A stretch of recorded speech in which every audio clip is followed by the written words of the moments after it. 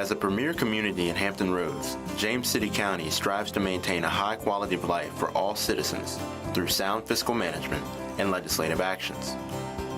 In an ongoing effort to increase transparency, your Board of Supervisors holds public meetings to garner citizen input before making important decisions.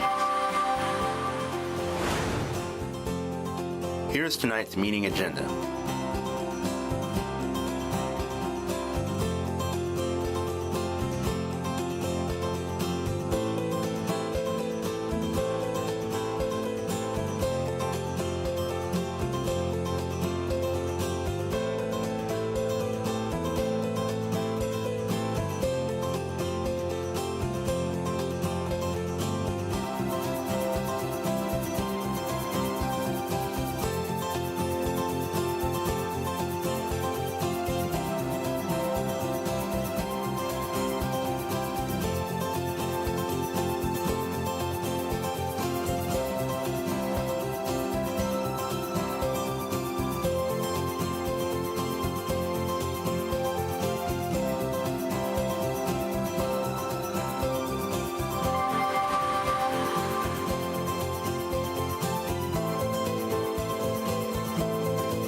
Stay tuned. The Board of Supervisors meeting will begin shortly.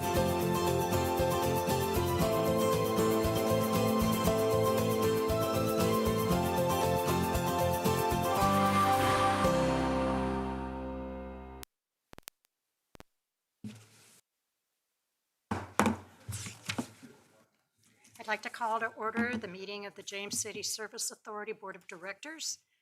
Mr. Powell, would you call the roll, please? Mr. Hippel. Here. Ms. Larson. Here. Mr. McGlennon. Here. Mr. Eisenhower. Ms. Knoll. Here. Do we have any presentations, sir? No, ma'am. Okay. Any public comment? No, ma'am. Okay.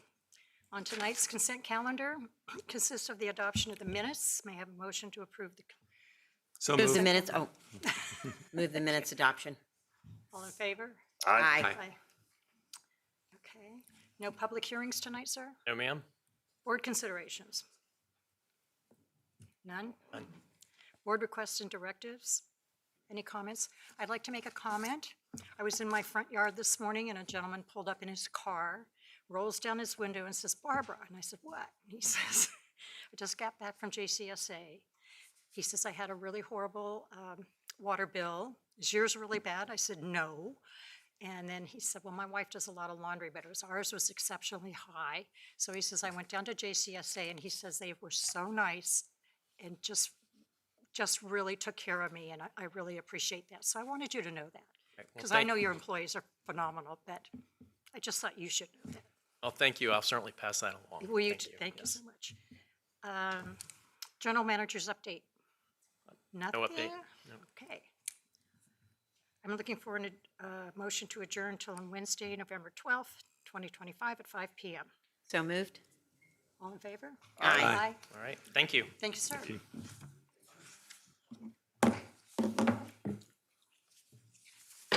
I'll call to order this meeting of the James City County Board of Supervisors for a regular meeting. Mr. Stevens, call the roll, please. Mr. Hippel? Here. Mr. Hippel represents the Paladin District. Ms. Knoll? Present. Ms. Knoll represents the Stonehouse District. Ms. Larson? Here.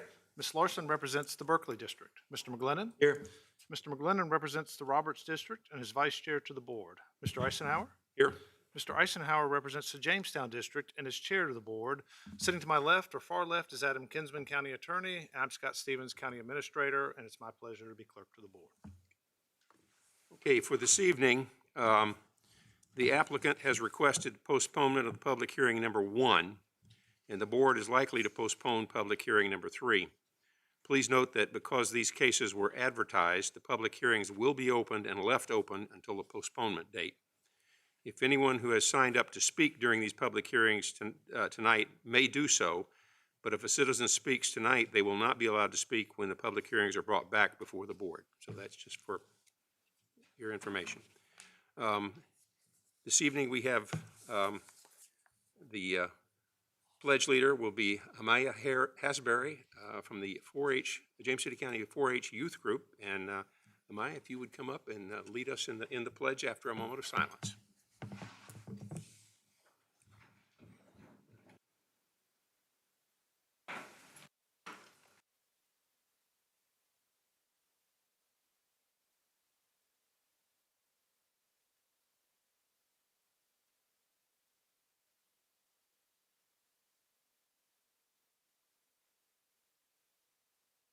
pledge allegiance to the flag of the United States of America and to the republic for which it stands, one nation, under God, indivisible, with liberty and justice for all. Mike, I've got a certificate for you. I'll come right down there.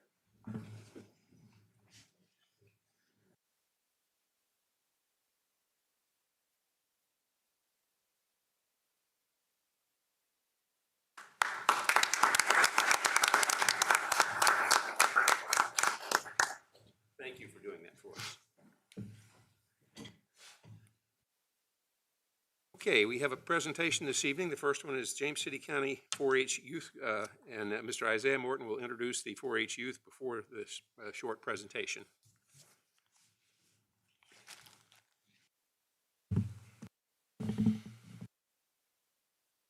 Good evening. Evening. My name is Isaiah Morton, and I serve as the 4-H Youth Development Associate Extension Agent for James City County. For more than a century, 4-H has welcomed young people of all beliefs and backgrounds, giving them a voice to express who they are and how they can make their lives and communities better.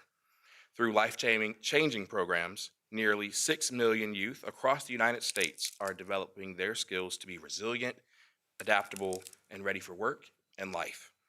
Research shows that our 4-H members are 2 times more likely to feel positive about their well-being, 2 times more likely to make healthy choices, 3 times more likely to be competent, to feel competent, and 4 times more likely to make a positive contribution to their communities.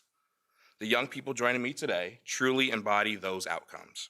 Through experiences like this one today, they are becoming beyond ready, ready to serve, ready to lead, and to make a difference. In my time working with them, I've seen firsthand the confidence, independence, resilience, and compassion that 4-H helps cultivate. So following our week-long celebration of National 4-H Week, I've invited a few of our brave and engaged 4-H youth to briefly share their stories with you this evening. My hope is twofold: that you continue to see the value of positive youth development, and that our young people gain a meaningful civic engagement experience, learning what it means to connect with their local government and advocate for their interest in their community. Each of these youth represent a unique part of 4-H, whether it be through leadership roles, summer camp experiences, statewide and national events, or work in schools and homeschool programs. But they all share a unified goal: to learn, to grow, and to thrive. Thank you again for welcoming us this evening, and at this time, I'd like to invite our 4-H members to the stand to share their experiences with you.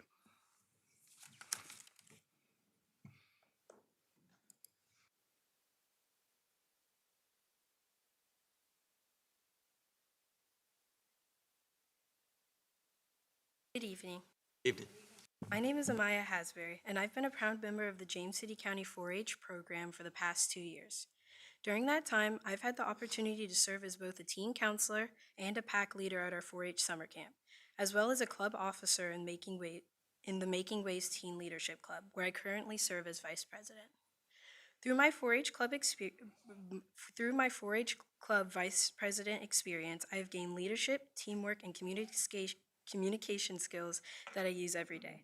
I've learned these skills from participating in various 4-H day camps with Parks and Rec, like Crime Solvers Health Rocks Camp and our Junior Scientist Adventures Day Camp. 4-H has shown me that true leadership means stepping up and making sure everyone has a chance to try something new and succeed. 4-H has shown me the value of using my heart for greater loyalty. Even in the 2 years I've been involved, I have learned that empathy is the most important thing to have when working with others, and not just my club, but in my community as well.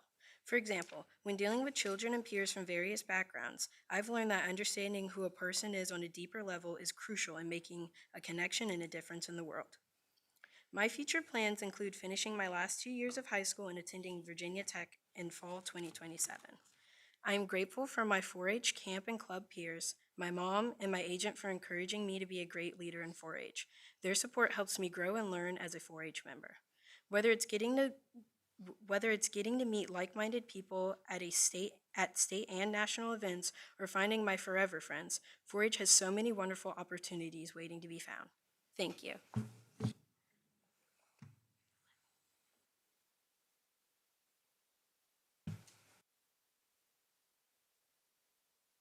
My name is Gordon Hassan.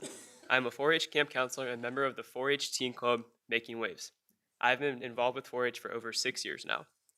Some of my most valuable lessons have learned coming from attending 4-H camp, where I greatly strengthened my communication and leadership skills. I've also learned a lot when joining our Making Waves 4-H teen club, which has been a great experience for me, as I've helped better the community through service projects and met tons of new people. I've served as the Making Waves treasurer, which taught me new leadership skills and responsibility, especially when it comes to handling money. 4-H has positively impacted me so much. I've learned so many life skills from 4-H, like how to communicate, work with others, problem solve, and learn how to be a better leader. This is my senior year of high school, and I plan on studying mechanical engineering in college next year. 4-H has prepared me very well for this. I know I'll be able to make new friends and problem solve well due to my skills I've gained over the years with 4-H. One of the core values of 4-H is using your hands for larger service, and that's something I've truly lived out through my time in 4-H. Over the years, I've volunteered countless hours, and each experience has taught me something new about leadership, empathy, and the power of giving back.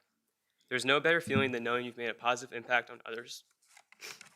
I'm especially grateful for my mom, who encouraged me to join 4-H in the first place, and my 4-H agent, Mr. Morton, who's always pushed me to grow, take on new challenges, and expand my role in 4-H every year. Looking back, I can honestly say I wouldn't be who I am today without 4-H. I'm thankful for the lessons, opportunities, and friendships it's given me, and I'll carry them with me wherever I go next.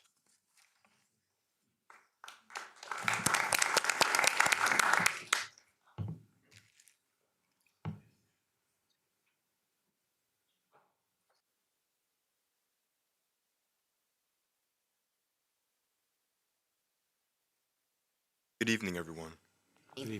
My name is Christopher Johnson, and I'm a proud member of the Making Waves Teen Leadership Club. I've been a part of 4-H for about 2 years when I was selected through the interview process to become a camp counselor in the city of Newport News. I was invited by Mr. Morton, our 4-H agent, to serve as a teen counselor for James City County's junior camp that same summer, and welcomed into the Making Waves Club shortly after. I've enjoyed every minute of it, so much that I returned the following year and have stayed active in the program ever since. The role of a camp counselor for both Newport News and James City County has become one of the highlights of my year. Through 4-H, I've learned how to step up and become a confident and encouraging leader. During summer camp, I've helped guide campers through creative and physical activities, like the ropes course, by cheering them on and motivating them to meet their potential. Camp isn't just about games and campfires. It's about creating a safe space where learning, leadership, and belonging come to life. As camp counselors, we are able to be mentors and positive role models by helping campers discover their own strengths. In retrospect, it's been an incredible journey filled with growth, friendships, and unforgettable experiences. I've learned important life skills such as time management, teamwork, and goal setting, which will serve me well in college and beyond. I plan on attending Virginia Peninsula Community College next year and then transfer to Old Dominion University to study information technology. I am appreciative of the 4-H agents, staff, teen counselors, and campers for the impact each individual has had on my life, and I hope I've had a positive and memorable impact on their lives as well. I would like to thank my mom and my dad for their constant support, Mr. Morton for his guidance, Mrs. Tresser for introducing me to 4-H, and my friends in the program who have made every experience meaningful. Thank you for your time.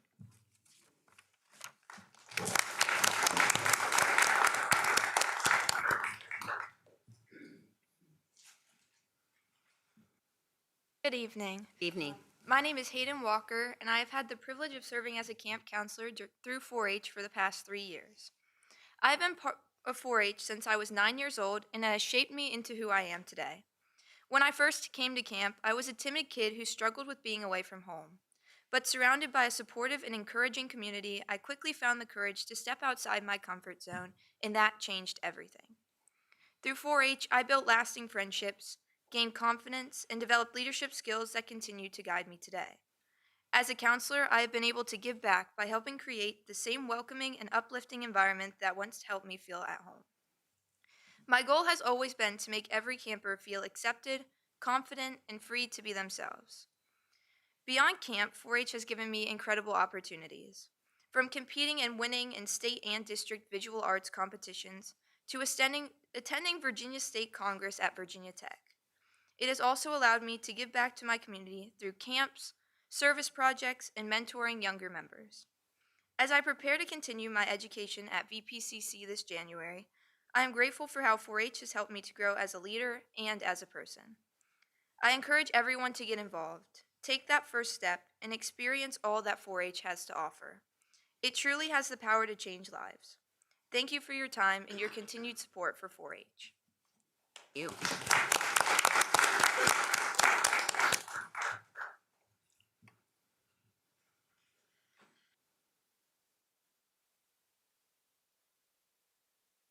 Good afternoon, everyone.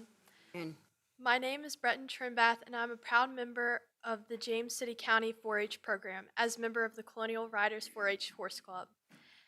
I've been involved in 4-H for 3 years, and during that time, I've had the opportunity to serve as vice president for my club for 2 years. This year, I was honored to be elected as president of my club. Our James City County 4-H club teaches members about equine care and horsemanship through hands-on projects and competitions and educational experiences. I've really enjoyed being part of a club surrounded by people who share the same interest and love for horses as I do. This past year, I've had an incredible honor as representing Virginia 4-H as a Southeast Horse Ambassador. Through my time at 4-H, I've learned so much about leadership and communication. I've built lasting friendships with people who share the same passion for horses and learning.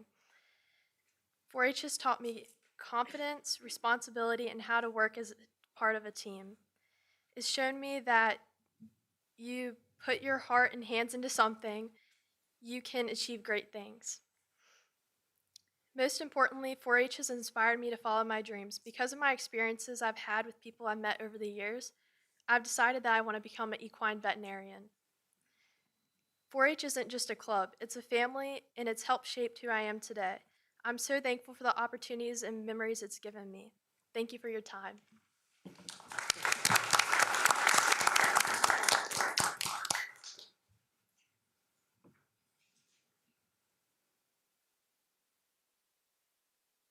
Afternoon. and My name is Maya Kemp, and I'm a part of the 4-H Making Waves Teen Leadership Club and 4-H Summer Camp Teen Counselor. Although I've only been involved in 4-H for about a year, I've already had amazing opportunities. I've had the experience of volunteering at our Colonial Cloverbuds Day Camp, one of the multiple partnership programs we host with Parks and Recreation, and helping Norge Elementary School students create spin art with bikes at their school's Building Knowledge Night. These 2 events are especially notable because I got to make connections with the kids and help them learn about things that they were passionate about by doing what I'm passionate about.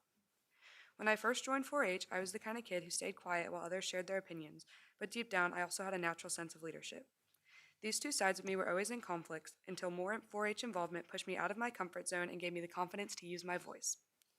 Through this program, I've worked on being a better listener, problem solver, and a more confident leader. When I learned the 4-H pledge, the line, "I pledge my hands to larger service," stuck out to me the most. Having the opportunity to give back to my community has become one of the greatest gifts that 4-H has given me. These experiences have taught me that even though sometimes I might feel out of place, I'm always seen as a role model in the eyes of the kids that I work with. While volunteering at the Colonial Cloverbuds Day Camp, all I could think the whole time was how lucky I was to be able to get to do something like that. In the future, I plan to continue my involvement in 4-H by going to conferences, participating in more service projects, and starting my first term as secretary of the Teen Leadership Club. I'm beyond grateful for the amazing people I've met over this past year who've shaped me, including Mr. Morton. Not only is he my agent, but he's also someone who I know is always in my corner and a big part of the built-in support system that the 4-H community provides. Thank you for listening, and I invite you to help spread the word about how 4-H inspires young leaders like me. Thank you.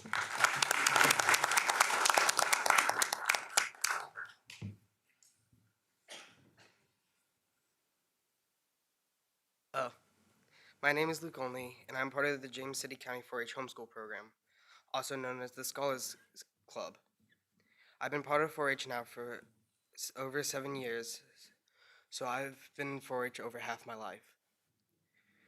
I first got started as a 4-H summer camper where I learned valuable outdoor and survival skills like building fires, setting up tents, and working as a team.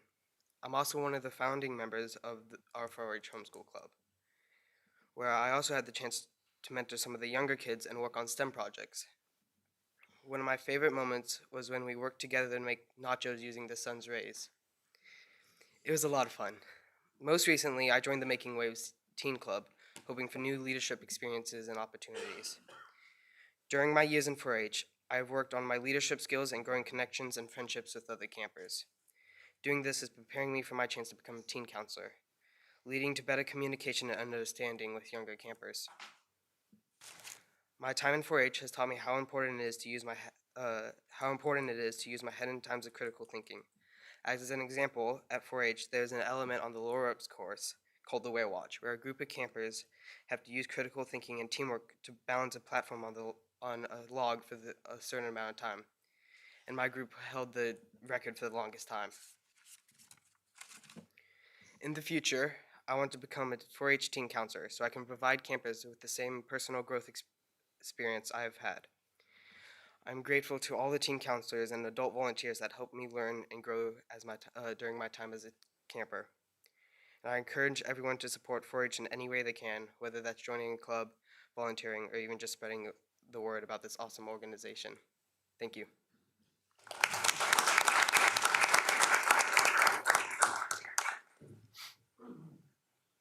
Good afternoon. Good afternoon. My name is Emma Poulter, and I have been a 4-H member for 7 years, starting with attending 4-H junior camps as a camper and more recently as a teen counselor. I am also a member of the James City County Teen Leadership Club, Making Waves. In 2024, I was one of the 5 members who restarted our 4-H club and one of the 3 kids who represented our county at Virginia 4-H State Congress, the premier state 4-H youth conference of the year. We've now gained more than 30 members, participated in multiple community service projects, and hosted various day camps around town. I've also had the privilege of attending 4-H Day at the Capitol to learn more about civic engagement and meet people and promote 4-H with state legislators in Richmond, Virginia. When I started going to 4-H camp during the summer, I was only 9 years old. I didn't know a lot about how to navigate social situations, and I struggled to make and keep friends. Throughout the years, 4-H has given me a community and a family. I made friends at camp as a child that I still keep up with and am close with now. Being a part of our teen leadership club gives me a sense of purpose in my life, and I love being able to work with kids and feel like I'm making a positive impact on someone's life. 4-H has taught me the importance of leading with my heart and showing compassion in everything I do. Sometimes it's hard for me to know how to fit in or act in the world around me, but through 4-H, I've been met with patience, guidance, and support to keep growing. 4-H has become and always will be a big part of who I am. 4-H has always played a big role in helping me prepare for my future. I've known since I was little that I wanted to be a teacher, and the experiences I've gained in the past year and a half have only strengthened that decision. Nothing makes me happier than the pride I feel when I help a child learn or overcome something. 4-H not only provides this safe space to me, but to hundreds of other kids around us, and it is with your support that we get to have these opportunities. Thank you. Thank you.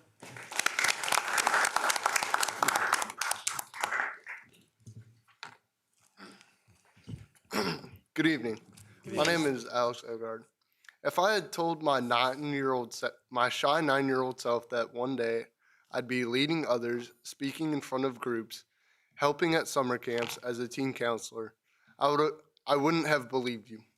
But that's exactly what 4-H has helped me become: a confident leader, a team player, someone who believes in their ability to make a difference. My name is Alex Ogard, and I have been a 4-H member for 11 years, more recently focusing on teen leadership as our new club parliamentarian, and also as a teen counselor. During this time, I have gained the confidence to connect with others, lead by example, and take on challenges that once felt impossible. 4-H has taught me that leadership isn't about being perfect, it's about growing, learning, and showing up for others. One of my favorite 4-H experiences was attending Ignite, a national 4-H conference in Washington, D.C., where members from all 50 states come together to learn, grow, and work together. I also attended Virginia 4-H State Congress at Virginia Tech, where I met teens from across the state and explored new interests in STEM and sports management, which showed me how science and data play a role in the sports world. Both experiences have helped me step out of my comfort zone and inspired me to take on new roles, new roles in my club and my community, including president of our camp's teen leadership club at Jamestown. 4-H has given me more than opportunities. I learned how powerful engagement and positivity can be. It pushed me out of my comfort zone in the best ways and helped me discover who I truly am. I've learned how to lead, how to serve, and most importantly, how to be myself. After graduating, I plan to attend the University of Mary Washington to study religious studies, but I hope to stay involved in 4-H throughout college. I'm so grateful for everything 4-H has taught me and the person it's helped me become. Thank you.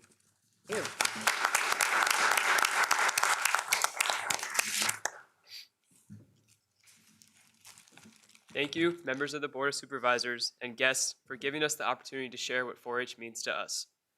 As you've heard tonight, 4-H helps young people, like all of us, learn more by doing, serve our communities, and grow into confident leaders who care about others. But we can't do it alone. We need volunteers, mentors, and supporters, caring adults who believe in helping youth reach their full potential.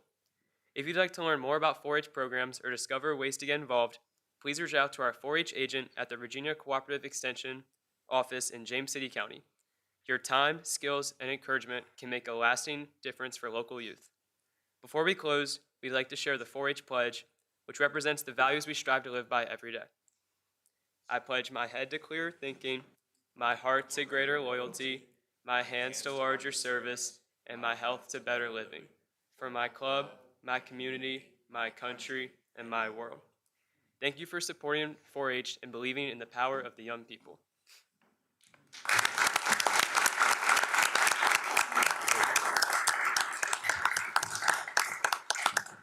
Mr. Morton, thank you for bringing this wonderful group of young folks before us this evening. It's been very enlightening, and thank you all. You are really good ambassadors for our community. Wonderful. I would appreciate it if we could maybe have everybody come up, all of them come up. I want to present county pins, and we would like to have the board come down and get a photo with you, if you don't mind.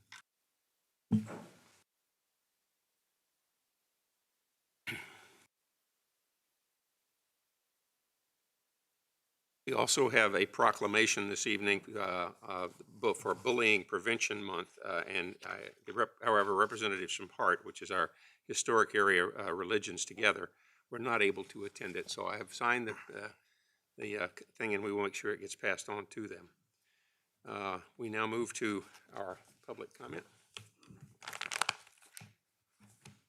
Okay. Okay, our public comment, the first speaker this evening is Mr. Stephen Strauss.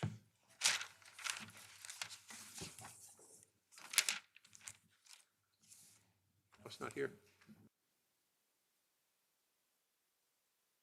Our second is Peg Borman.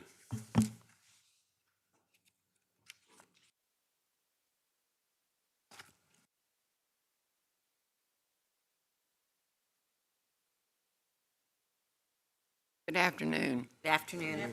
Thank you, Mr. Chairman, members of the board, Mr.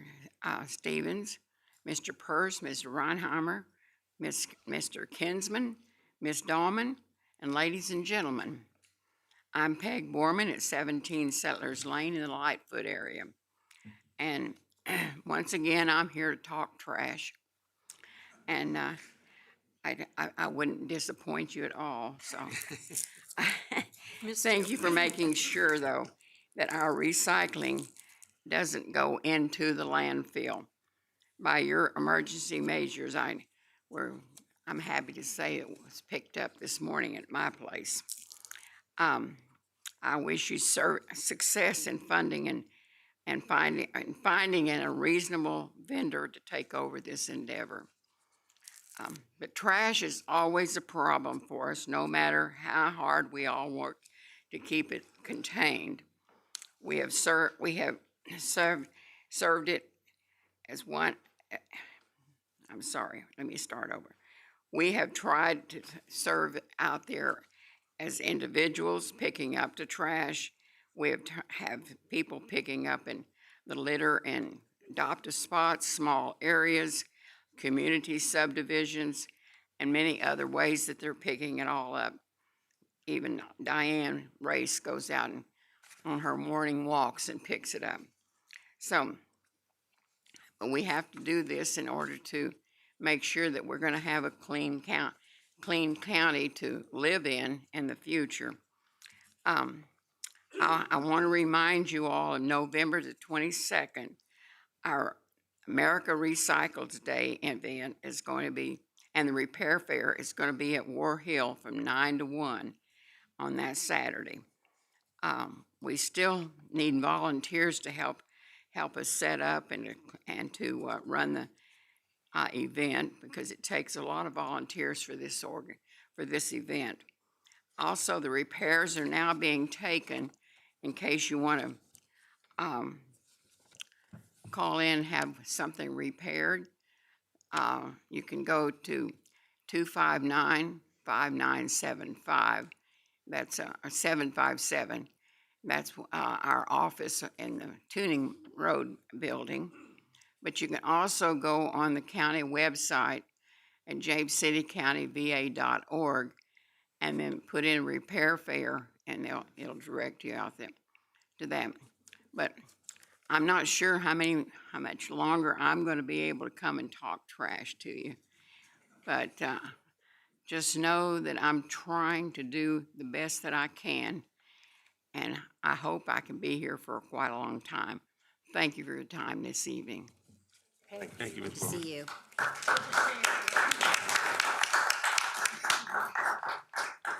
Our next speaker is Chris Henderson.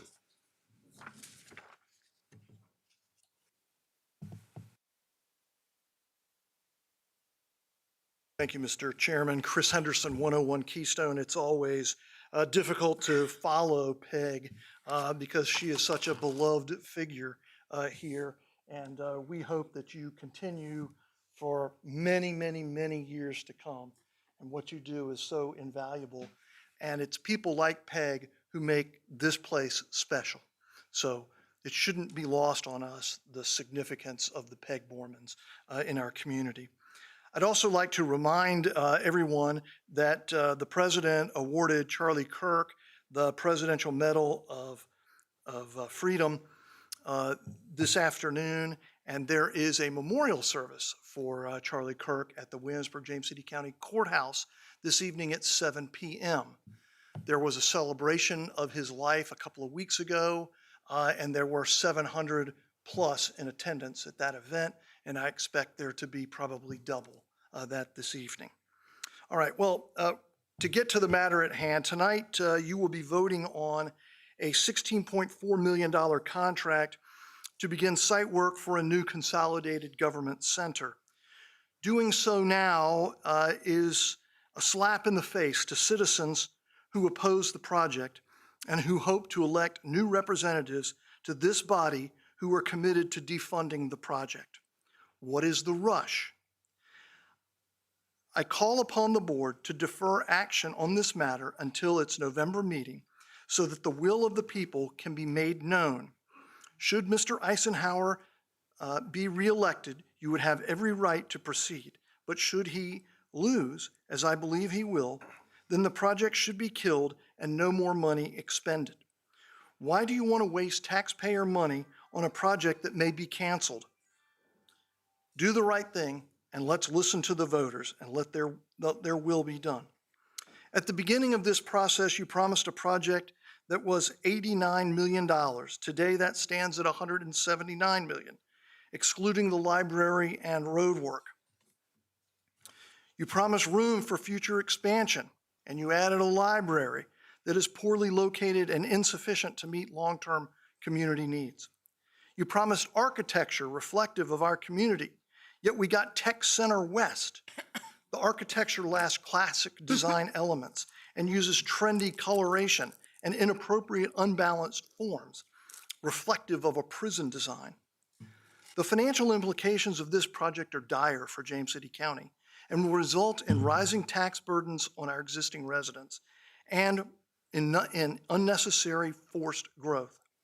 James City County needs teachers and police a lot more than we need new offices. Despite assurances to the contrary, no project signage has been installed to this point. It is clear that you're not really proud of this project, because if you were, there would be signage up announcing it and people would know. I talk to people every day who don't know about this project still. So whatever communication you're doing, we're doing, it's not reaching enough people. James City County is already unaffordable for all but the most wealthy, and this project just exacerbates that situation. Thank you.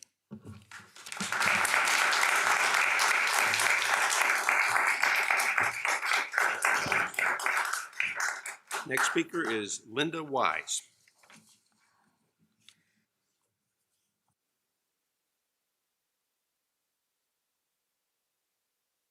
Good evening, Board of Supervisors. I'm Linda Wise, 6631 Rexford Lane, Williamsburg, Virginia. I am speaking tonight in opposition to the proposed mega government center. Having attended the project briefings, I remain concerned that the facility is overpriced and inadequately conceived.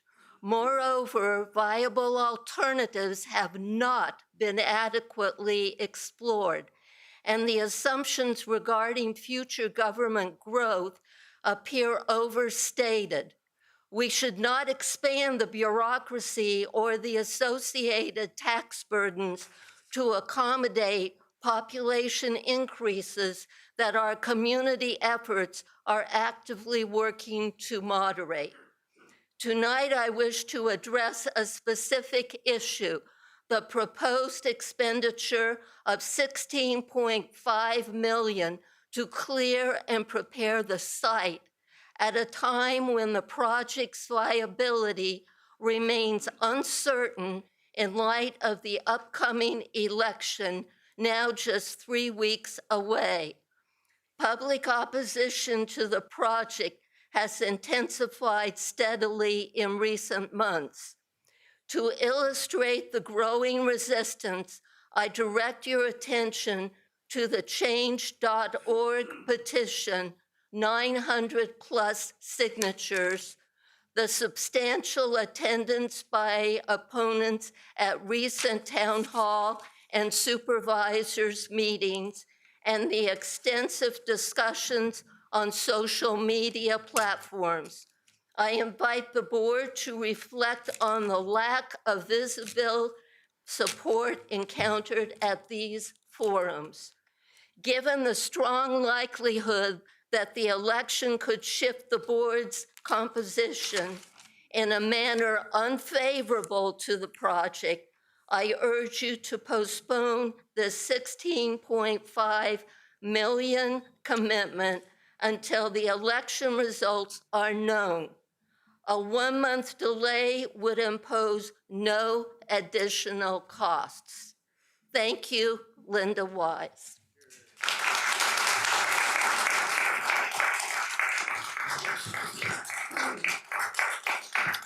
Ladies and gentlemen, if you could please hold down the applause. I know we've got a lot of people to get through, and it's going to lengthen the evening. I would appreciate that. Our next speaker is Bob Weber. Mr. Chair, maybe you could call the next speaker so they could be waiting, so that would help. I'll do that as well. The next in line will be Mike Joseph. Okay. Good evening. I'm Bob Weber, 532 Fairfax Way over in Kings Mill. Thank you for the board for providing this opportunity tonight. Supervisor McGlennon and I share one thing. We both come from Long Island, and we come from a land of unbridled taxes. When we left our home in 2008, we've been property owners and taxpayers here for the last 25 years. Our quarter acre of property was $24,000 property tax. I repeat, it's now $35,000. So we're all too familiar with property taxes and continued elevation. I attended the session that Supervisor McGlennon provided last week, and Brad did a great job of giving us incredible detail on the project.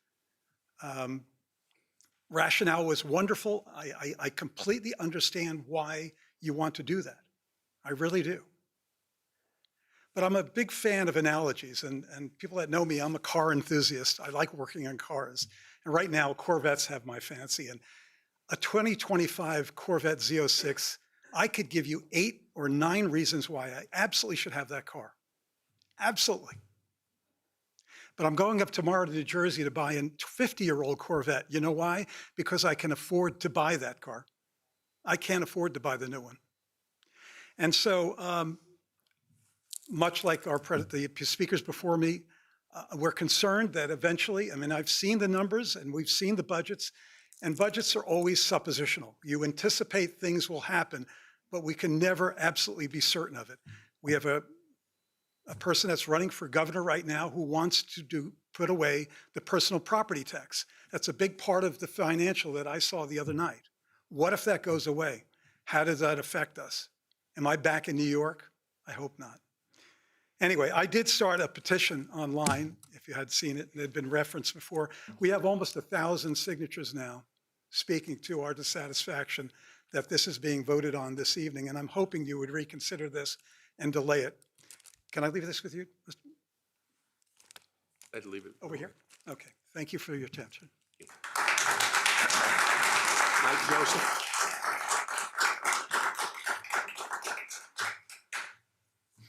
And the next speaker will be Linda Harrell. No, I mean after you. We're making sure that the next one knows who's the next.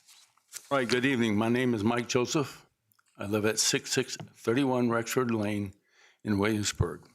I'm here to talk about the admin building that we've been talking about for quite a long time now. And what I'd like to see is to revisit the project, the scope of it, and scale it back. I think I look around and pay attention to the buildings we already have, and I look at the Davenport building in Newtown. I look at the police station at War Hill, and they're very attractive buildings, especially the police station. And I just can't see why we can't do something like that. It'd be consistent architecture. And also I look at where the election board has their office in that complex around the courthouse. So anyway, I'd like to see us revisit that and scale it back. And so I would like to ask the board to, when they vote on the 16.5 million early site work authorization, I would like to see them delay this vote until after the election. The election will reflect the public sentiment about the project, and I feel better, and the public would feel better that we have spoken. So I'd like for, and a request that the board vote for tabling this 16.5 authorizations to start site preparation until after the election. Thank you. Thank you, Mr. Joseph. Linda Harrell.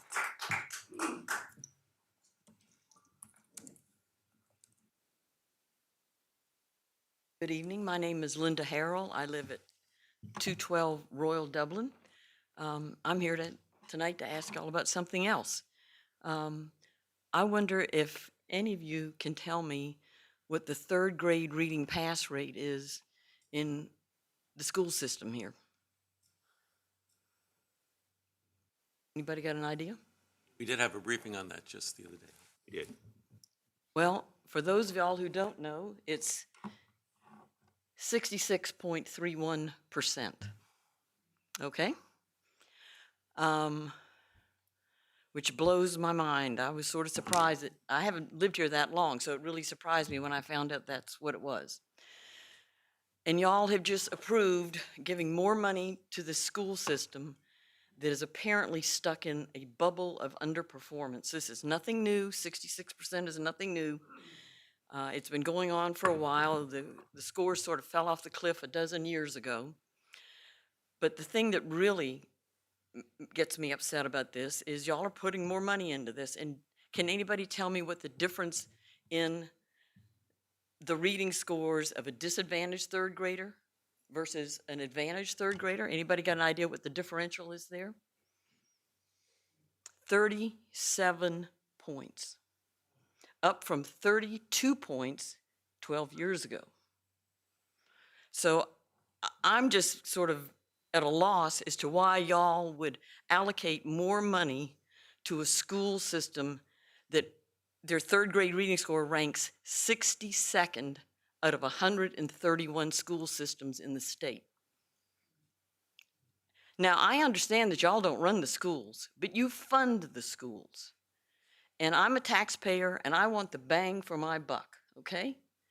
If y'all have sat down and done a cost-benefit analysis on this, you don't have to go too far to look for a good comparison. Over in York County, their pass rate is 84.71%.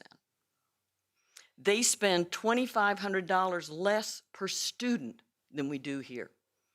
Their demographics are almost identical when it comes to the number of disadvantaged students, the number of non-white students, okay? You look for those key indicators.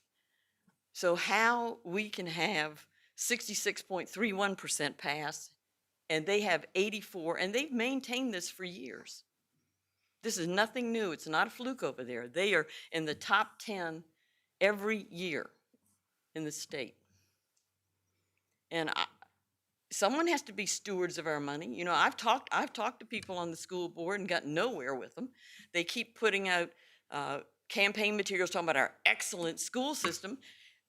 66.31% is not excellent. That is a D+, okay? It's not an A+, it's a D+. And somebody needs to make these people pay attention. We're not educating our kids. And this isn't just a problem unique here. Statewide, every year, 30,000 third graders don't pass reading. And it's been like that for 12 years. So that's 360,000 kids whose lives have been impacted because our school systems aren't teaching them to read. Okay? And I think it's time for y'all to step up because the school board here isn't going to step up. They think everything's fine. They live in a little bubble. And it's not fine. And someone needs to be the adults in the room, and I guess it needs to be y'all, okay? Thank you, Ms.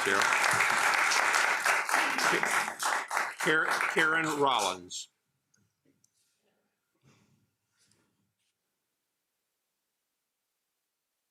Good evening. As most of you know, my name is Karen Rollins, 4481 Powhatan Crossing, Williamsburg. 23188. I am against this new building.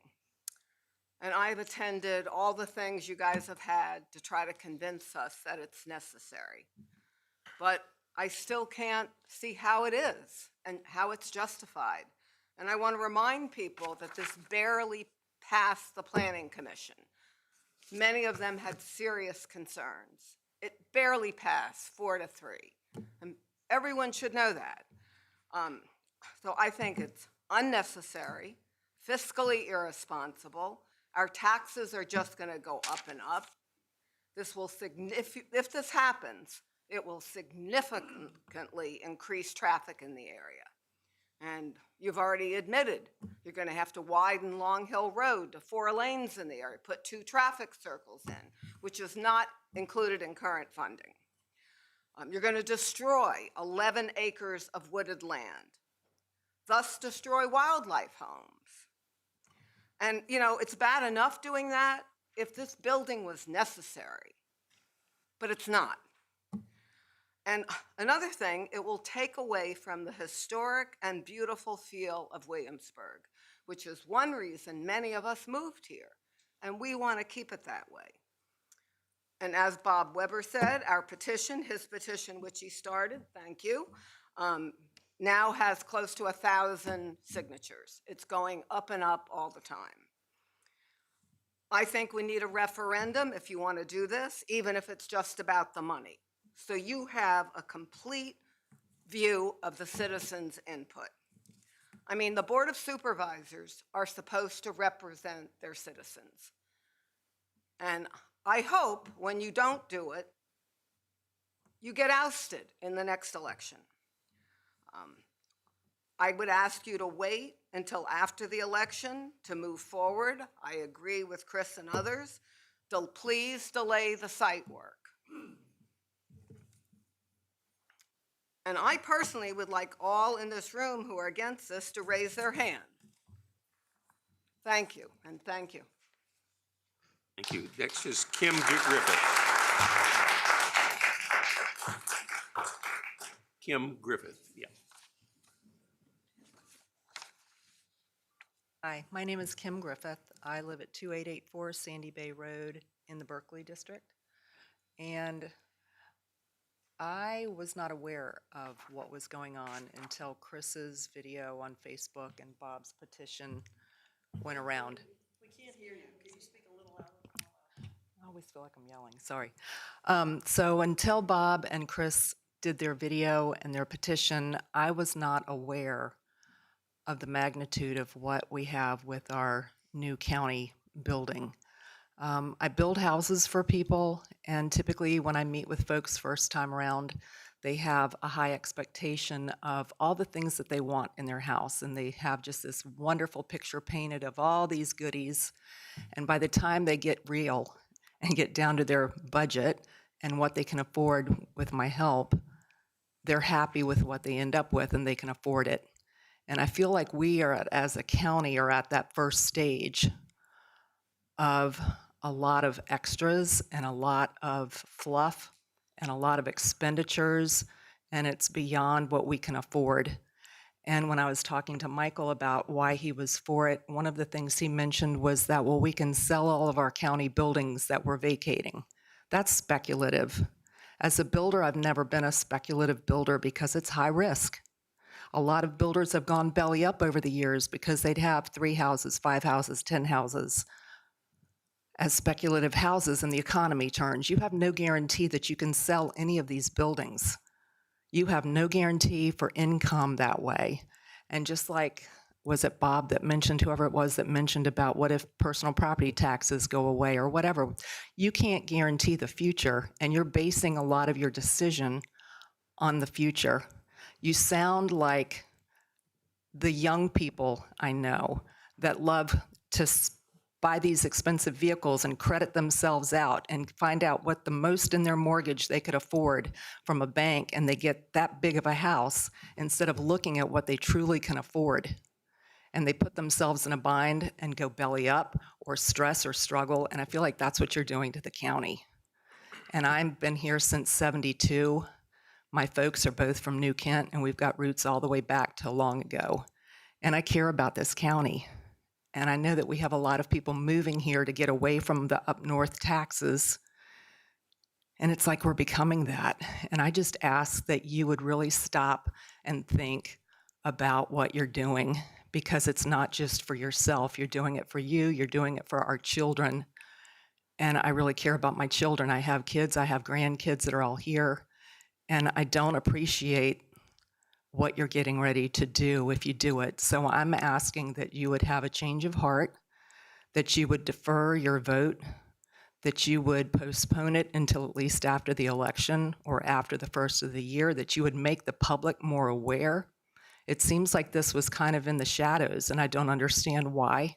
Typically in James City County, we hear about things that's going on, and normally we're a tight-knit community in general, and I don't understand why this wasn't more obvious to the public. So I ask that you take a step back and really throw it out there to the public and really honestly take a good hard look at what the public wants. You're representing us. Thank you.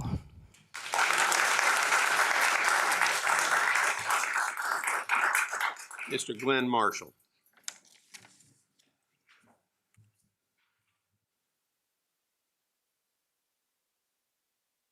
Good evening. My team left. Those are all the students that you saw that are really making a difference in our school systems. And it makes me proud to come here and to say, what can we do collectively as a community to promote that kind of learning experience they're getting? So let me get into my remarks here before I lose my train of thought. First of all, we appreciate what you guys do. It's not an easy job, or everybody would want to be sitting up there. I've been on boards and done these things, and you know, sometimes it's tough. But after a while, you just got to do what's right. My name is Glenn Marshall. I come from 4000 Ambassador Circle. I'm in Jim's district. He leaves papers and stuff on my door. And I can't read, I'm dyslexic, but I like his picture. But I'm Glenn Marshall. I'm a member of the Association for Manufacturing Excellence. I also am a volunteer for Newport News Shipbuilding Career Pathways, and I'm also participating in the Williamsburg James City County Career Ready Advisory Committee. As someone who frequently engages with citizens and employers, it's obvious that we need to recognize the critical need for our schools to graduate students who are literate, skilled, career ready, fostering better employment prospects, and contributing to a robust economy and tax base that are currently tax base and the infrastructure growth. With the challenges we face, that you face, we all face, it would be prudent to fund and prioritize enhancing the reading and math proficiency rates of Williamsburg James City County school students. I am dyslexic, so I understand what it means not to be able to read. And I also can't do math, so not much left. But what I would like to propose is some actions that I think we can collectively take that would make a difference in the community. Let's look at adjusting the school resources and funding to achieve at least an 85% proficiency in reading and math, and that's the strategic goal that the school has set. I know when we watched the proceedings, you know, everybody was concerned, which you need to be, on cutting the budgets and making the things happen. But I think, unfortunately, based on the challenges we face investing in those young people, but I want every young person to be able to be like them and have the education, the opportunities, and the schools that will make this a great community, and it helps us draw new business in. As far as our school leaders, they need to collaborate with the community, and we're working on that outreach. We want to benchmark the best practices. I believe the lady talked about other areas. We want to look and evaluate current instructional programs and see what's working and what's not. And then we want to take the best evidence-based programs and go out and get that training, education, or programs and install them into our schools. And then last but not least, the accountability we wanted to achieve. We need leading, not lagging indicators to track and guide the performance of a transformative educational system, helping all our students achieve their full potential. And the big question is, if not now, when, with your help, will we be recognize the necessary funding and make student career readiness one of our highest community priorities? Thanks for listening, and I yield back the balance of my time. Thank you, sir. Next speaker is Mr. Bruce Sawsey. Is that correct?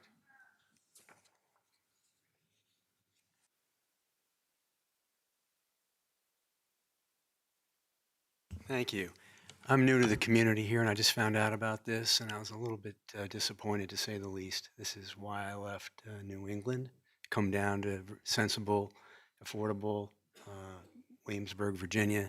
Very disappointed by the new proposed government center. Sir, if you could start out by giving us your name and address for the Sure. record so we have it recorded. Thank Okay, you. so, yeah, Bruce Sawsey, 208 William Claiborne. Thank you, sir. Yeah. Appreciate it. A little louder. Well, I just wanted to go on record after hearing so many comments that were very much where I was coming from, the same place, that I'm opposed to the new government center. I'm hoping that you guys can wait and listen to your constituency, listen to what we have to say. Across the many people that I've met and know here, I have yet to meet a person that feels it's necessary or well presented. So I just wanted to go on record and say that. Thank you. Thank you, sir. Yeah.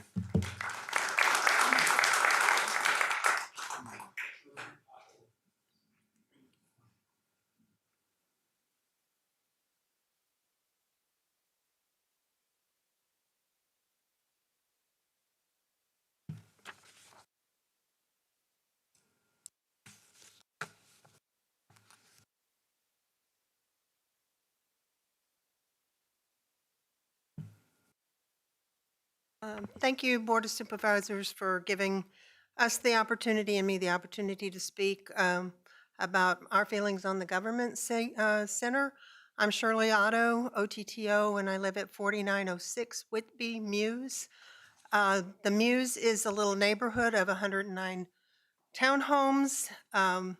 We love it. We think it's the gem of the neighborhood. It sits at Long Hill Road and 199, right down from the rec center, right where we will be tremendously impacted by the traffic flow, where majority of us are retired people. We don't have a really good driving record in a lot of times, so we're very concerned about that. We also think it'll affect the property values there, because once somebody visits and sees what the traffic is, they'll probably go to another place to look. My husband and I have lived in Williamsburg 9 years, and this is our second visit to the government center. The first and only other time was to vote the first year we lived here. We love the library. We both check out all our books online. We do any government business online. There's just no need to have a mega government center, because the generations that come after us are definitely going to do their business online. There are numerous sites available that are currently standing vacant that you could adapt or somehow make it work. Mr. Eisenhower, in a recent WHRO debate that you participated in, you stated that the #1 reason people wanted to move to Williamsburg was the trees. In fact, I think you said it twice, the trees. Yet you're supporting cutting down 11 acres of green space that I walk and my neighbors walk almost daily and listen to the birds and see the wildlife there, and that will all be gone. Citizens should have a right to vote on an issue of this magnitude. Please defer this vote until after elections, so that any individuals running for election that are opposed to the center may have the right to participate in this vote if they are elected. Thank you.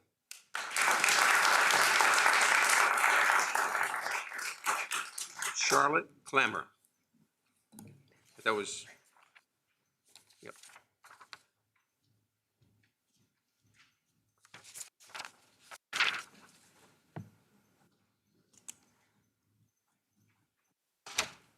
My name is Charlotte Claimer. I live at 4906 Carlisle Mews, next door to where the proposed government center is being planned for. I did not have prepared remarks, And I came this evening in opposition to this project. I had no idea that this was coming up. I don't know why. It was so secretive, but for someone like me, if you're not publicizing it, that says more than if you were. So we oppose this so desperately. Why in this day and age, when preservation and civilization and climate change all say, don't make a new footprint, you would choose to make a new footprint? Why don't you stay in your location and improve it? Don't make a big mistake like this and take down trees in a neighborhood that don't need to have it done. This is not supported by anyone in this room except those of you who have supported it, and I think you need to listen to the public before it's too late. Thank you.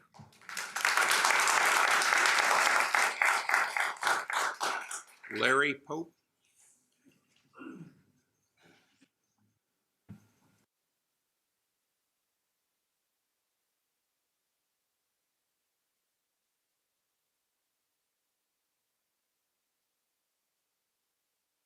Thank you, Board of Supervisors, ladies and gentlemen.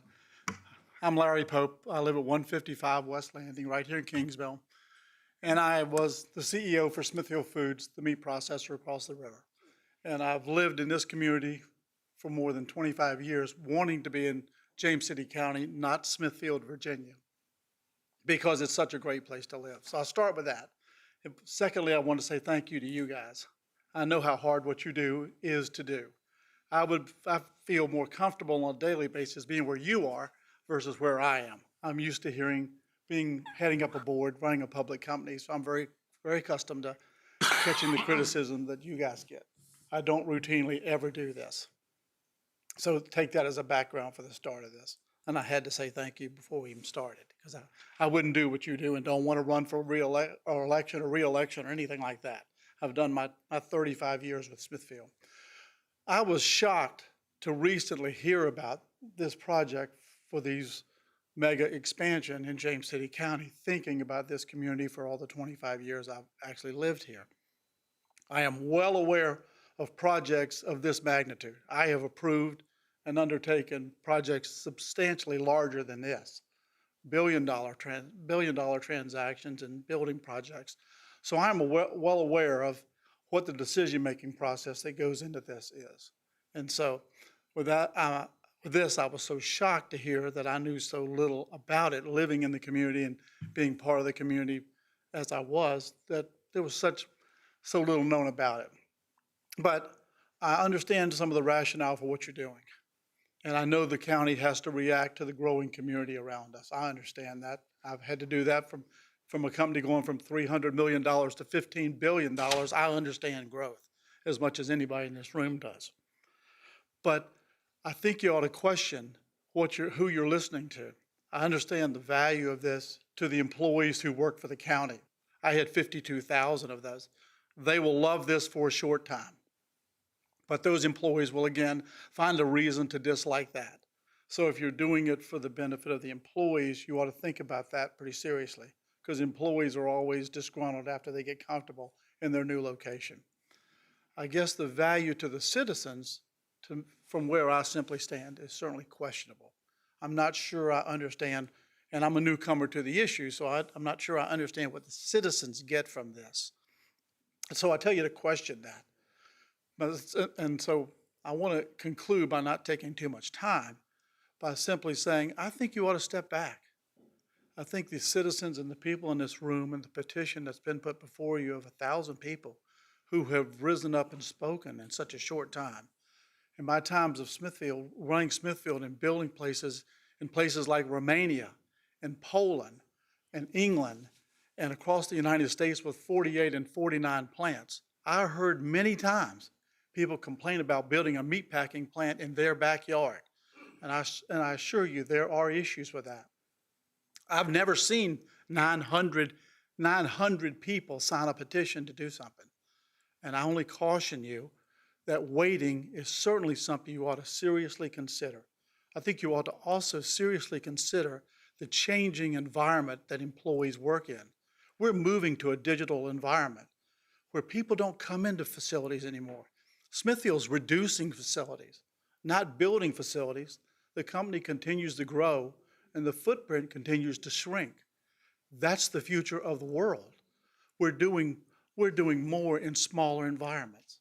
You can do this in a smaller environment, and in fact, you encourage us to. You encourage us to do with you on an online environment, which we're adjusting to, and I'm 70 years old, it's hard to do, but we're doing it. So I would tell you to seriously consider these citizens and seriously evaluate whether you shouldn't rethink this project, and certainly delay any first steps on this until after the election and until the citizens have had more time to give you their input. That's just a citizen who's living around the corner. Thank you. Yes, sir.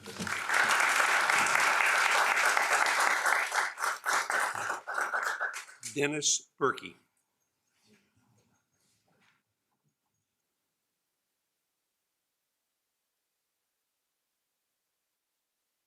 I'm Denny Berkey. I live in Roberts District. Mr. McGlennon, may I ask you how you voted on this? Did you vote for this monstrosity or against it? We do not engage in direct Is questions. that not a and fair answers. question to ask my representative? You may do that at any other time, I know sir. how you voted, This Mr. is- Eisenhower. This I is know how public you voted, comment. Mr. Hippel. I can I tell you wanted how to I ask voted. my I ain't worried about it. representative. Seems a fair Come on, question. man. I think All this day. project is absolutely atrocious. What makes it even worse is you all got together and did this on your own without even asking the people for a vote on this. That's outrageous to spend that kind of money without saying, geez, whose money are we spending? Oh, maybe we should even ask them. That's all I have to say. Mr. McGlennon, are you going to answer my question? We'll have you vote later on this evening. Okay. Sandra Neighbor.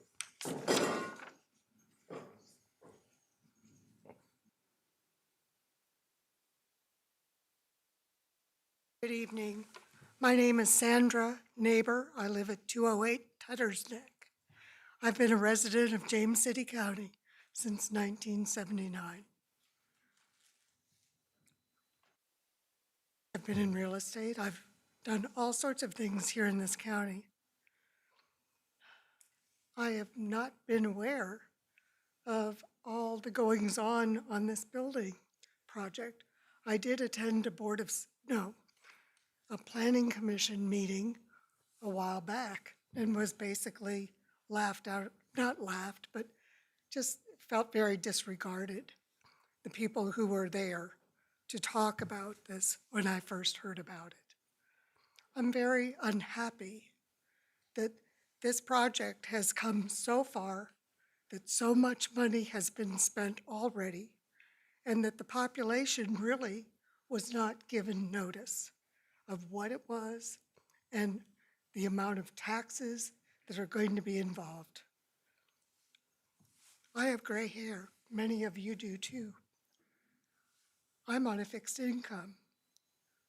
My taxes are going to go up substantially. How am I going to pay? And I'm someone who has been able to work and pay my bills pretty easily. What about the people here in town and in the county who are struggling now? What's going to happen with them? We have a community that is based now more on having rich people, not on people who can afford to live where they work. There aren't sufficient jobs to make living affordable. I don't know. I think we have a lot of bigger issues to discuss rather than this multi-million-dollar project. We have buildings here that are not falling down that can be revitalized. We have a lot of property here that won't disrupt the whole community because people know where to come And as has been said so many times already this evening, people aren't coming into offices nearly as much as they used to, so there isn't the need for a huge footprint. Thank you for listening to me. Thank you for sincerely reconsidering this project. Thank you. Thank you, ma'am. Next speaker is Michael Sims.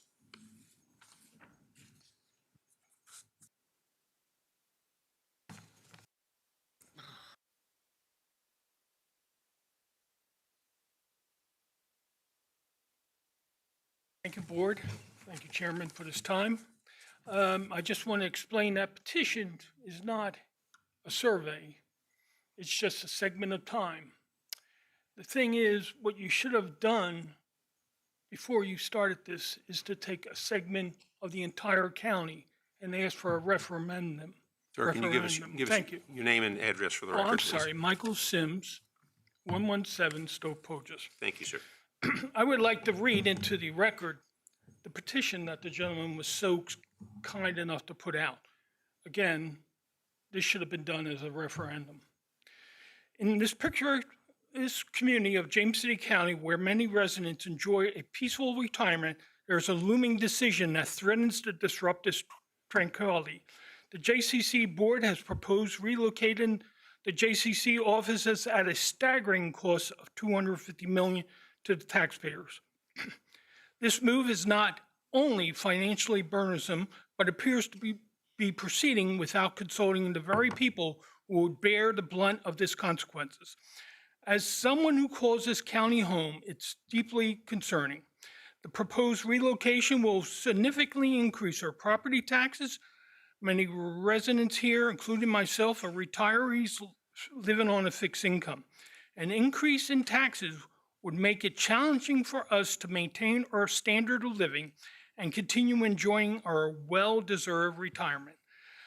The financial implication of this decision extends beyond just numbers. They affect the very fabric of this community. A decision of this magnitude demands transparency and accountability. The residents of James City County deserve the right to vote their opinion on this hard-earned money spent, especially on projects as significant as this.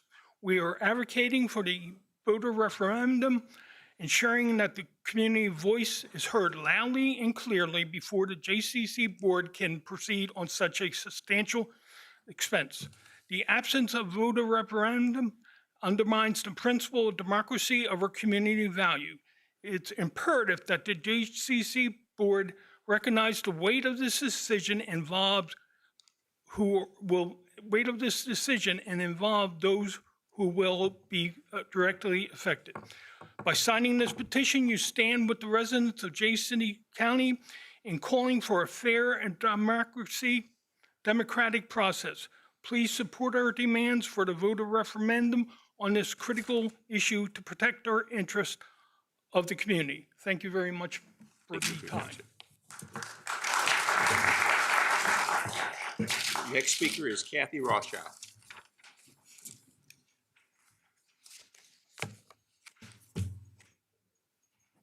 Good evening. Thank you for having this meeting so that so many people could come and express their opinion, many of whom only found out about this project in the last several days when this petition was circulated. And all of you who are elected and all of you who understand politics understand that if you can get 1,000 people to sign a petition in 2 days, it's going to only get greater and greater and greater. And those people who are very upset about this now, you've kind of wakened the sleeping giant, and the petition signers all vote. My name is Kathy Rothschild, and my husband and I, Rick, have lived here for 11 years. We live in Kings Mill at number 2 Ensign Spence, and I'm here today to oppose the government mega center because, for one reason, it's completely unnecessary. In the 11 years that we've lived here, we've never, aside from my coming to testify or to make a presentation in this hearing room. I've never been here, and none of my neighbors have ever been here. We don't even know what all those buildings do. We pay our taxes online, we register our cars online, and the whole idea that we're gonna build a building bigger than the Lowe's here for the government center and put this new burden on the taxpayers, it's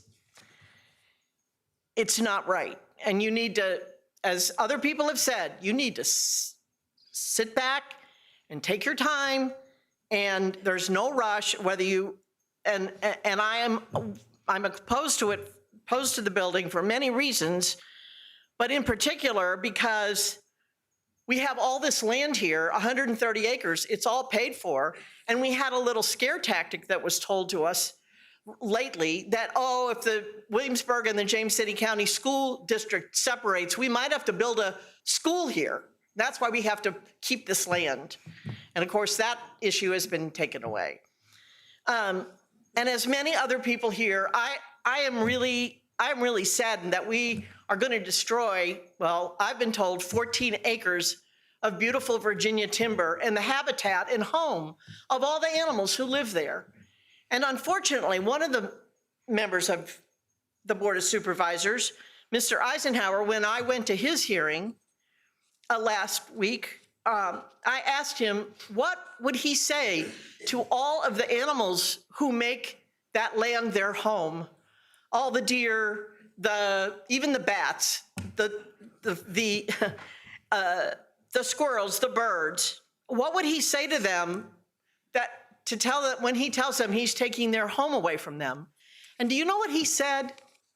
He said, well, I would tell them that they should learn to walk across the street and find some more new woods to live in.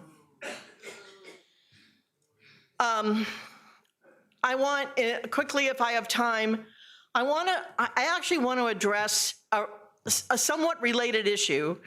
And that is this new, the latest James City County boondoggle, which is the performance venue that we just learned about a couple weeks ago when Mr. Stevens was briefing us about this new $80 million boondoggle and discussed it as if it was something brand new. It's not planned yet.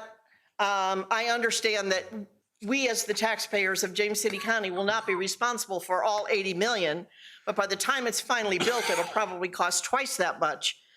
The interesting thing is that 2 years ago, in June of 2023, MEB General Contractors requested $33 million in funding for this new performance center. A year later, in August of 24, which was just a year ago, an article in the Daily Press was reported that the Historic Triangle Recreation Facilities Authority voted unanimously to approve an interim agreement with the contractor to design the indoor performance venue. Now, the interesting thing is, I didn't know anything about the Historic Triangle Recreation Facility Authority, but what it really is a bunch of bureaucrats who contrive various things that they think that we should spend money on. Two James City County staff members, Scott Stevens and John Carnifax, are on that committee, and they voted unanimously for it, but they did not disclose that. So I urge the Board of Supervisors to get a hold of things here and provide some transparency and take control instead of having the staff be in charge of everything. Thank you.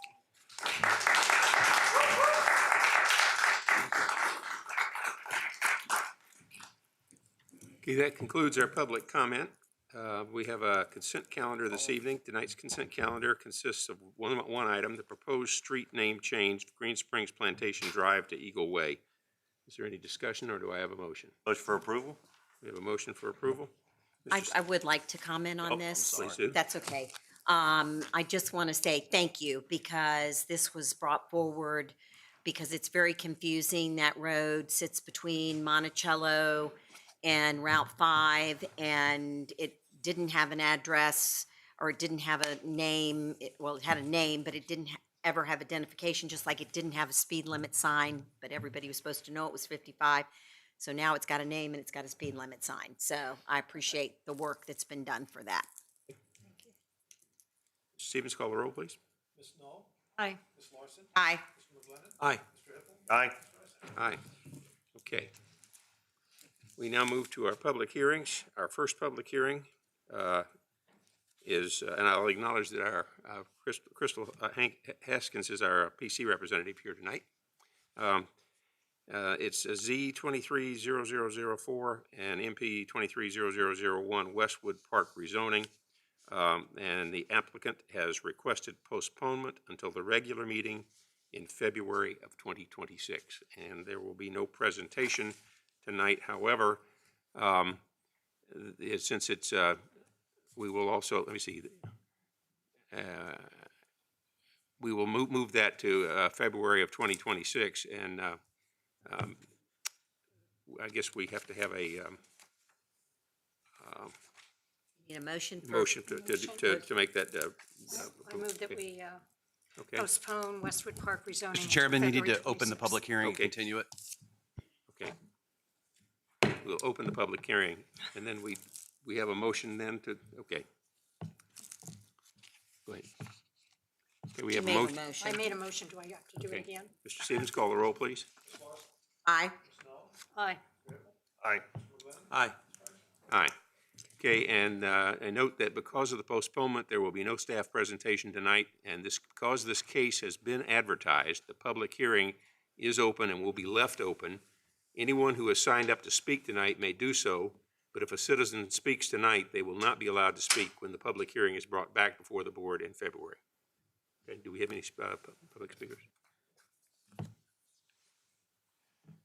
Okay. And our first one is Scott Grafton. Do you wish to speak this evening?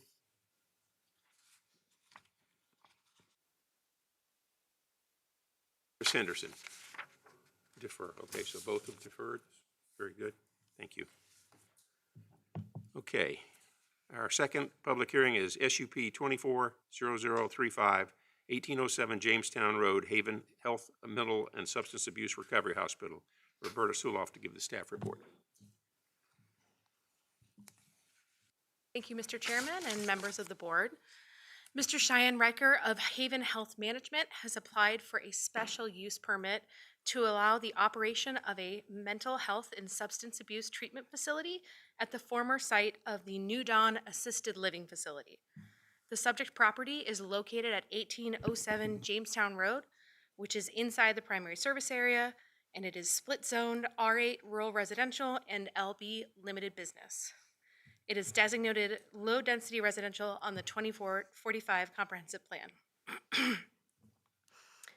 The proposed facility would serve up to 50 individuals for periods of 30 to 60 days.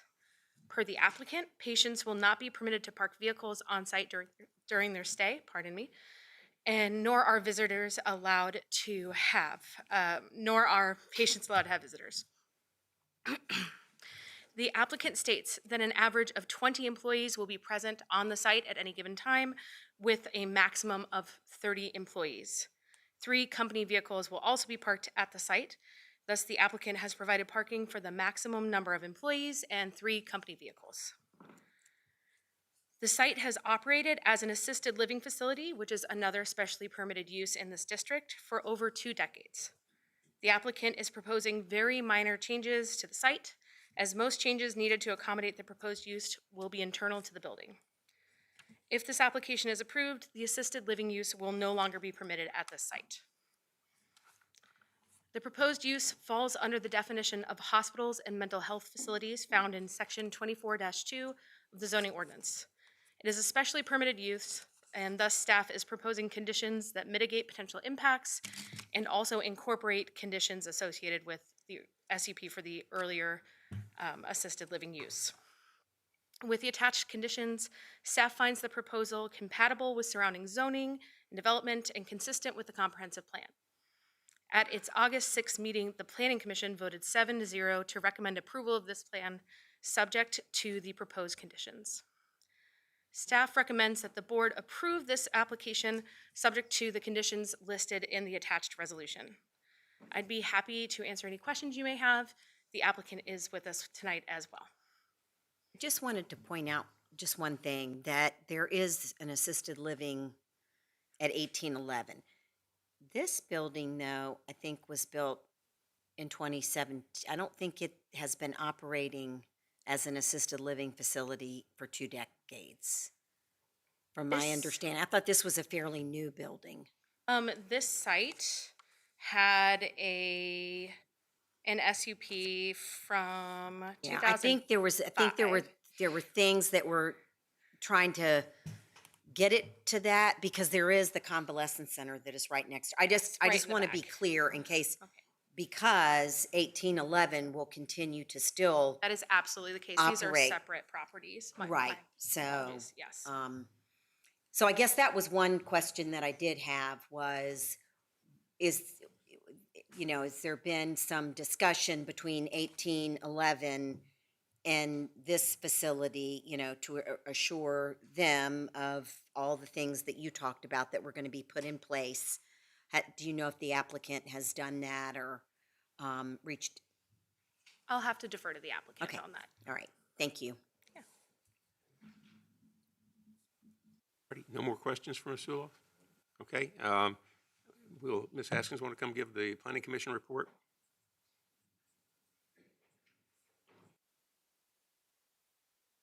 Good evening, Chair Eisenhower, members of the board. Here's the Planning Commission's report for case SUP 24-0035, the Haven Health Mental and Substance Abuse Hospital.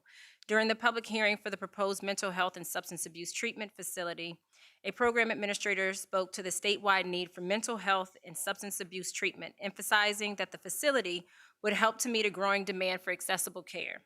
A veteran advocate shared information about the mental health needs of veterans and active duty service members, citing the importance of having a facility of this type in the region. Our site planner shared an overview of the proposed site modifications, explaining that the open space easement along Jamestown Road would remain undisturbed and that the exterior changes would be limited primarily to parking improvements and ADA accessibility upgrades. Planning Commission discussion included: one commissioner raised a question about the facility's proximity to nearby commercial uses and encouraged the applicant to engage with neighboring property owners to address potential concerns. Another commissioner commended the applicant for the thoroughness and completeness of the application, particularly the inclusion of a comprehensive environmental study. After discussion, a motion was made to recommend approval of the special use permit consistent with the staff recommendations and subject to the proposed conditions. On a roll call vote, the Planning Commission voted unanimously 7-0 to recommend approval of the application to the Board of Supervisors. And I would be happy to answer any of your questions. Questions for Ms. Haskins? Thank you. Thank you. Thank you. Okay. So there are no further questions for staff or the Planning Commission. I will open the public hearing, and we have 2 speakers. The first will be the applicant's representative, Cheyenne Riker. Thank you. Good evening. Good evening. I have 15 minutes. Thank you. So I'm Cheyenne Riker, as you mentioned, General Counsel for Haven Health Management. We're a mental and behavioral health care company. We've been operating since about 2011, 2012. Our first facility was opened in West Palm Beach, Florida.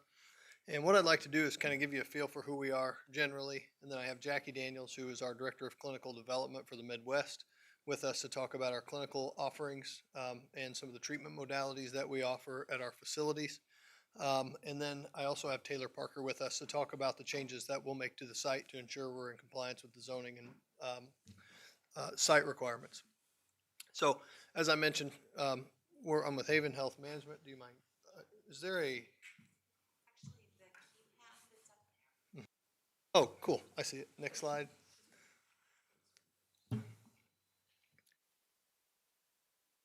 So all of our facilities, so Haven Health Management, we're effectively a management company of mental and behavioral healthcare facilities that we own and operate.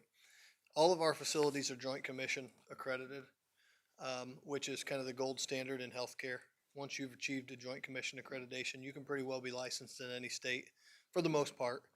We also have a higher level accreditation. It's called the CARF accreditation. It's called the Commission on Accreditation of Rehabilitation Facilities. So that's kind of in our industry, that's the gold standard and it's built on whether or not you can comply with the ASAM criteria, which is the American Society of Addiction Medicine. What they do is they built criteria around how to best treat patients. So all of our facilities, the residential facilities, are accredited through CARF as well. So we aren't new to this industry. We've been doing this for a long time, and we're pretty good at it. In the state of Indiana, we're the largest addiction and mental health treatment provider across the entire state. We've recently gotten several fairly large government grants in a number of different states to ensure that we can continue to meet the demands of this patient population. So I talked a little bit about CARF accreditation. Again, it's about making sure that we can treat our patients consistent with the American Society of Addiction Medicine criteria. A lot of people want to know, how are we going to operate the site, because they're always concerned about security. We've never had a problem with security. We have one of our flagship operations in Florida is next door to a daycare. We've never had any complaints. Police have never been called. We've never had any issues. Our facilities are voluntary, so we're not getting folks that are forced here from prison, for example. A lot of facilities do operate like that. We have voluntary facilities. And in this case, we would have 24/7 staff. We'll have nurses on site 24/7. We have behavioral health technicians on site 24/7. And in some of our facilities, we wouldn't expect this one because of its proximity there's not a lot of proximity to really close residential neighbors, except for I think it's 1811, which, to answer your question, I have not reached out to them because we look at them as a similar healthcare facility, and I'm happy to. We always work closely with our neighbors, and we've never really had any major concerns. Like I said, we've been in this thing for 13 or so years. We've never had a major complaint about security. Patients don't have visitation at this type of facility. This is a residential type facility, so there's no visitation, which means that there's not a lot of traffic coming in and out. We try and get them to focus on exactly what they're there for, which is recovery and focusing on their treatment. And what we try and do while we're there is we try and create an environment where they can focus on being treated. They can focus on working on themselves, working through their issues. And one way we do that is we provide dignified accommodations. We make sure that they have everything they need so that they're not focused on whether or not they can get what they need. They're focused on ensuring that they are getting better, if you will. So we have a lot of high-tech amenities. We have everything available generally. I'm going to go through everything that they would need to live a good home life, they have. So I want to talk to you about some of our locations. I have about 30 seconds, and I'm going to hand it off to Jackie Daniels. This is the Haven Detox. So what we typically do is we come into a facility like the one at 1807 Jamestown Road, and we spruce it up to meet our standards. All of our facilities are top-notch in terms of the interior construction. We renovate everything, and we update it to ensure that patients see that we care about them and we care about what they think of us in our facilities. This is a Mishawaka hospital in northern Indiana. This is an inpatient, outpatient mental health. We also offer adolescent care at this location. Again, we bought an old hospital that was dysfunctional, and we put about $18 million into it, and we built what you see here. And it's about 165,000 square feet, and the whole building is renovated to something similar to what you're seeing here. Jackie Daniels now is going to come up and talk a little bit about what we see in terms of need. She's also going to talk about how we've served our veteran population, and then we'll invite Taylor up to talk about the site. Thank you. Evening. My name is Jackie Daniels, as Cheyenne mentioned, and I'm here to talk about a little of the why. Why are we interested in this project here? The first thing we want to talk about is in Virginia alone. I've been a therapist for about 20 years now. I'm a licensed clinical social worker in the state of Indiana. In the last 20 years, we've seen unprecedented numbers of people dying from drug overdose. And in Virginia, overdose deaths surpassed motor vehicle accidents and gun-related deaths combined over the last 20 years. We also know that 1.3 million Virginians have a substance use disorder, or at least meet criteria for a diagnosis of substance use disorder, which equals 16% of your state. Roughly 77% of Virginia residents do not receive treatment for a substance use disorder. So of that number that meets criteria, most of those people are not receiving treatment, which equals in total economic cost about $5 billion alone in 2021 to your state. It's pretty costly. We also know last month was Suicide Prevention Awareness Month, and I wanted to throw this in here so everybody was aware, but in Virginia, the suicide rate is about 13 per 100,000. And this year alone, in 2025, 1,200 people in Virginia, or the residents, will die by suicide. And I mention that because substance use disorder is one of the leading causes of suicide in the United States. So it's kind of an overlapping issue. You can treat one and you would address the other one as well. Our services pretty much provide services to a part of the population in your state and region that would not get access to care, and we do it in a way that is very much a wraparound service. So people come to our facility because they want psychiatric, medical, nursing, psychotherapy, family involvement, which is different than family visitation, but family therapy, etc.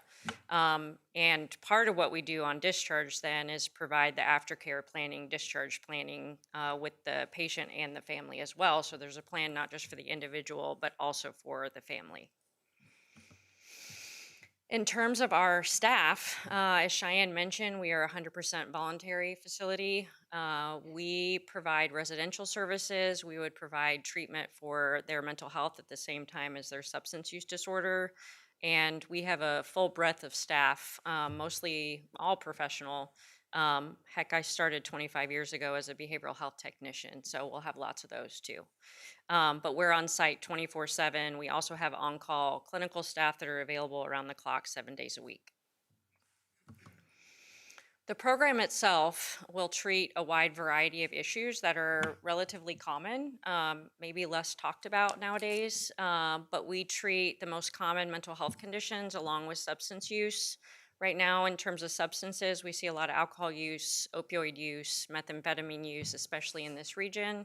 But additionally, we treat things like post-traumatic stress disorder, mood disorders like bipolar disorder, major depressive disorder, and obsessive compulsive disorder. In terms of your region, in this area alone, you have about 270,000 veterans that live within a 3-hour radius. And that equals 10% of those people are struggling with substance use disorders, which is close to 27,000 people. In the region alone, there are 18 major military installations that supports over 125,000 military dependents and 120,000 active duty or reserve personnel. This makes this location a key location for treating our veteran and active duty population and to support the needs of the family members of those veterans and active duty. It is a strategic location for us. In other locations where we have treated veterans, we try to provide services close to where they are located. And what we do is with specifically trained people, we provide veteran and active duty focused care. We talk about both trauma as well as the substance use disorder or any other mental health conditions. And then we will collaborate with local VA administrators, staff, as many people as we need to really to get the job done. And in terms of our veterans with substance use disorder, more than half of them don't get treatment. And so collaborating with those organizations, agencies, and people is really important to get the referrals and help them get the care that they deserve. Oh, your turn. Turning it over to Taylor. Thank you.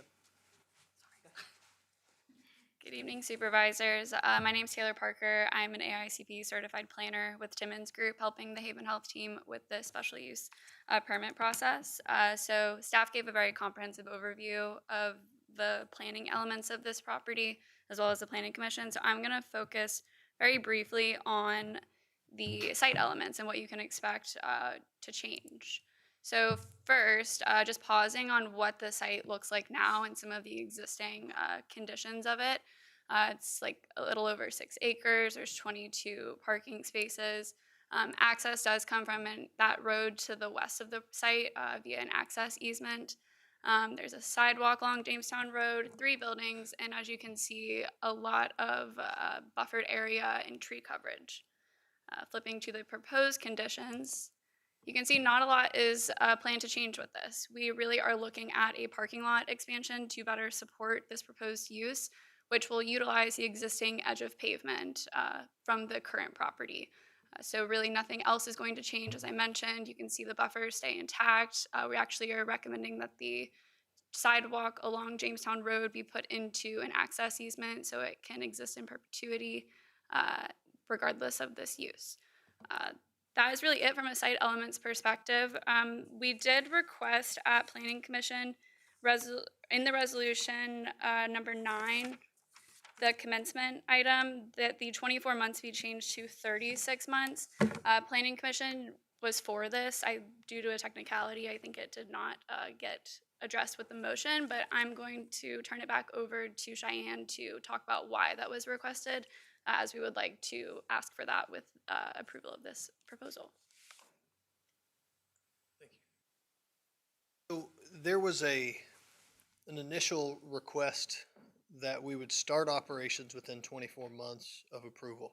Our goal is to start right away, but we've run into situations where we didn't have enough time to where we apply for licensing and we can't start operating until we get our license. And the licensing process sometimes takes longer than we expect. As soon as we have approval to move forward at this location, should you approve us, we'll apply for licensing. I suspect that'll take anywhere from 4 to 12 months. But in the odd circumstance that licensing process takes longer than 24 months, we don't want to lose our opportunity to move forward. And so that's why we're asking for 36 instead of 24. Like Taylor said, I don't think there was any general objection to the 36-month rather than 24-month time to begin operation. It was just something that was left out, but I want to make clear why we are looking for that additional 12 months. It's really a just in case, and we would be even willing to commit to something like the sooner of, once, 5 months after licensing or 6 months after licensing or 36 months. That way, that as soon as we get licensed, we start our operation. It's not about dragging this thing out. It's about moving it forward as quickly as we can, but knowing that sometimes we run into hurdles. And that's all we have. I appreciate your time. Are there any questions for the applicants? He answered the question about the neighbor, but I did want to ask staff about the 36. Absolutely. This, as they stated, did come up at the Planning Commission meeting. We weren't able to change the recommendation before the Planning Commission meeting, so it came up in discussion. The Planning Commission was favorable. You can watch the tape and listen to the minutes for that. Staff has no objections to the change to 36 months. However, it was not included in the motion at the Planning Commission, so our resolution had to reflect the motion that went forward at that point. So we have no objections. We could ask for a change. I will defer to Adam about how it gets handled now. So, Roberta, could I ask one other question? And this is the building right now currently occupied and being used as a assisted living facility? It is not. It is not. So how long has it been empty? Do you know? I'm unsure of that, Okay. and maybe the applicant can speak to that. I don't remember the date, but the building was vacated. I think we bought it about 8 months ago, 8 to 10 months, and it had been vacated prior to our closing. That answers my question. Thank you so much. Okay. Any other Is it questions? time to ask the applicant, or do you want to finish the public hearing first? We got the applicant. Go ahead. Right now, we have one other speaker. But Okay. Can I just ask about the source of funding for the clients who would attend your facility? Sure. So is that affected by what's going on in terms of healthcare nationally now? generally, no, and I'll tell you why. Because both sides of, and this has always been a concern of ours, was, depends on who's in office. whether or not there's going to be budget cuts or limitations on insurance, things of that nature. So our concern is always, are they going to reduce the need for insurance companies to offer mental health coverage?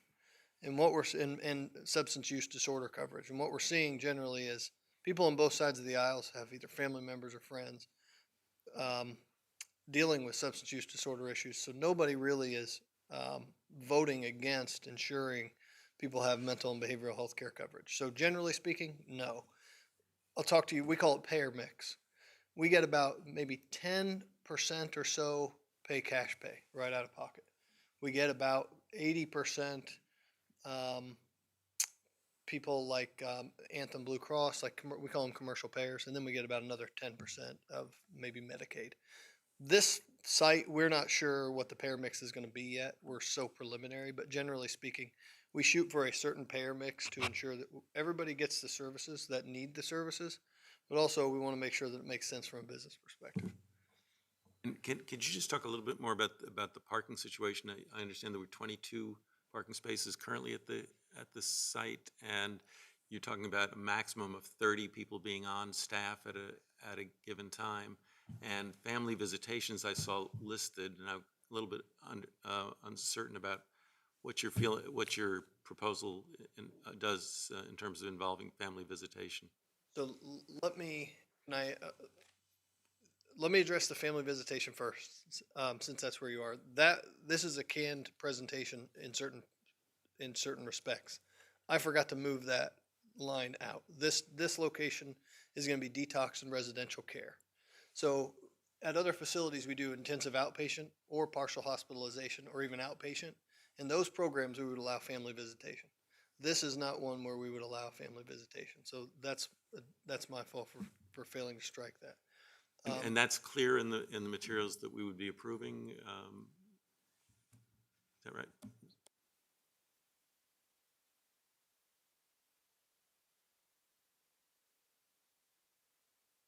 In that, it's in their application and their impact study, in their community impact statement, and all of their submitted materials. They asked for a parking waiver in which they explained that. That's on the staff side, I guess. Is that right? Correct, yes. But what about on the family visitation side? Oh, no, for their parking justification, they specified that there are no visitors permitted, and so only staff will be parking on Thanks. site. Any other questions by the board? No, I think it's something we need here badly, and I appreciate everything you do for the military. Sure. Thank you, Mr. For Raker. sure. We have one other. For the opportunity. We have one other public speaker, Mr. Chris Henderson.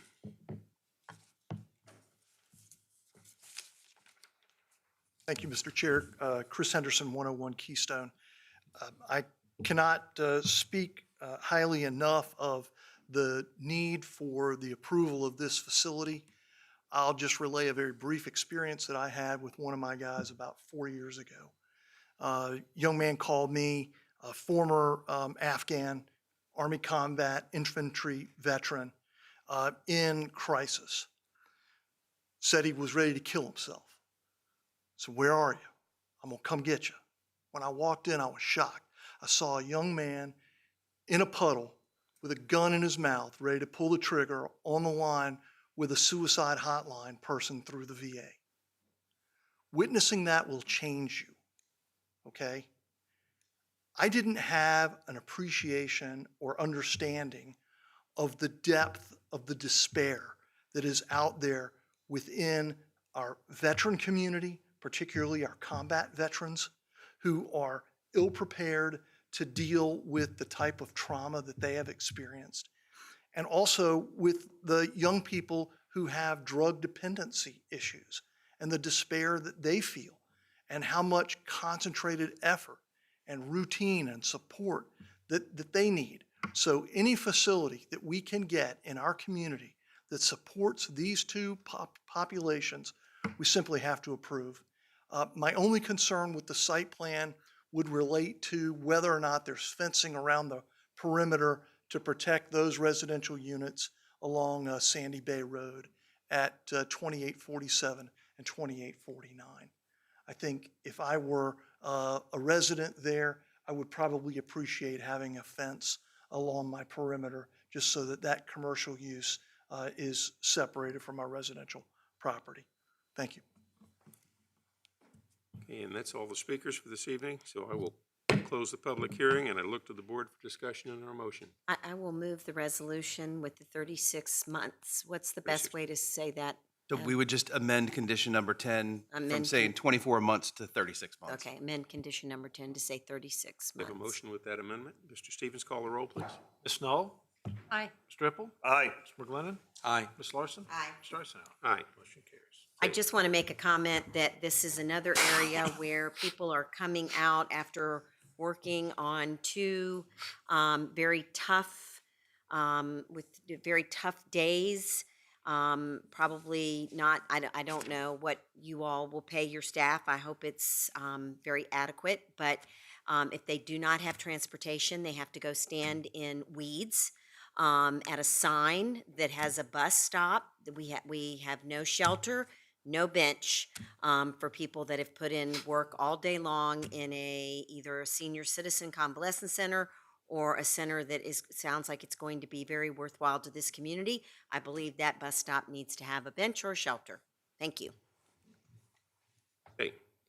I would move to public hearing number 3, LU 200002, Eastern State Parcel C Land Use Designation Change. And the board has decided we would like to postpone the public hearing until the regular meeting in December of 2026. 2026? December 2025. Sorry about that catch. December 2025. For the board to discuss the item at the October 28th, 2025 business meeting. And according to my script, we have a motion, and we can actually, do we actually do that? Because we still have to open the public hearing, but we can do the motion first. Open it. Probably makes more sense to go ahead and open up the public hearing. Okay, all right, to keep our attorney happy, we will open the public hearing. And I will look for a motion to postpone until our December 2025 regular meeting. So moved. Okay, we have Mr. Stevens call the roll. Mr. McGlinnan? Aye. Ms. Larson? Aye. Mr. Hippel? Aye. Ms. Knoll? Aye. Mr. Arsenault? Aye. Motion carries. Okay, since the board has postponed the public hearing to the regular meeting in December 2025, and the board have discussion about this item at the October 28th, 2025 business meeting, there will be no staff presentation tonight. Since the case has already been advertised, the public hearing will be open and left open. Anyone who has signed up to speak tonight may do so, but if a citizen speaks tonight, they will not be allowed to speak when the public hearing is brought back to the board in December. We have one, Mr. Chris Henderson, you want to pass? Okay, all right. Then we will leave the public hearing open until our regular meeting on December 9th, 2026. 2025. I didn't get all the changes to that, so it's fine. Okay. Number 4 is an ordinance to amend and reordain various provisions of Chapter 23, the Chesapeake Bay Preservation Ordinance. Tony Small to give the staff report. Evening, Chair and members of the board. I am here to present an ordinance to amend and reordain Chapter 23 of the County Code for the board's consideration. In 1990, James City County adopted the Chesapeake Bay Preservation Ordinance, and since then, staff have performed plan reviews for compliance with requirements contained in this ordinance. These reviews are based on a set of regulations promulgated at the state level by the Virginia Department of Environmental Quality, DEQ, called the Chesapeake Bay Preservation Area Designation and Management Regulations, or Virginia Administrative Code 9 VAC 25-830. The DEQ has now updated these regulations, and as part of this regulatory process, every Chesapeake Bay locality in Virginia needs to adopt an amended ordinance. This amended and reordained Chapter 23 will remain as the Chesapeake Bay Preservation Ordinance of James City County and contains language from the updated regulation, language from the new model ordinance, and some carryover language from the existing Chapter 23. To ensure consistency with the new state code requirements, staff recommends adoption of the new Chesapeake Bay Preservation Ordinance, and I'm happy to answer any questions that you have. Questions from Ms. Small? Could you talk a little bit more about the tree canopy segment of the changes? Yes, one of the provisions of this amended ordinance is the protection of mature trees. The definition of mature trees is being added into the ordinance and is defined as a canopy tree with a diameter at breast height of 12 inches or greater, or an understory tree with a DBH, diameter at breast height, of 4 inches or greater. And one of the provisions of this amended language from the state is to ensure protection of mature trees as much as possible, as a consideration of the development review. No other questions? And that all comes from the state. It's nothing we're adding into it, it's all state. This is required by the state of Virginia to be updated, and it includes language from the updated regulation and the model ordinance.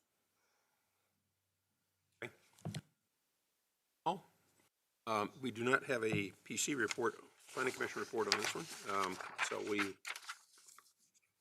will open the public hearing. No speaker cards. So we will close the public hearing and look to the board for discussion and motion. Well, some of the, Minutes. Mr. Stevens, call the roll, please. Ms. Knoll? Aye. Mr. McGlinnan? Aye. Ms. Larson? Aye. Mr. Hippel? Aye. Mr. Eisenhower? Aye. Motion carries. Okay. And number 5 is an ordinance to vacate that certain plat entitled a plat for conveyance and dedication of a right-of-way of a parcel containing 2.217 acres, plus or minus, from County of James City and City of Williamsburg to the Commonwealth of Virginia. Recorded at the Office of the Clerk at the Circuit Court for the City of Williamsburg and the County of James City on January 16, 1991, in Plat Book 53, page 55, for the purposes of partially abandoning the right-of-way of Route 322, Ashbury Lane. Mr. Holt, give the staff report, please. Thank you very much, Mr. Chair, members of the board. Good evening. Good evening. As part of the proposed plan to construct a new county complex, a partial right-of-way abandonment of Ashbury Lane is required.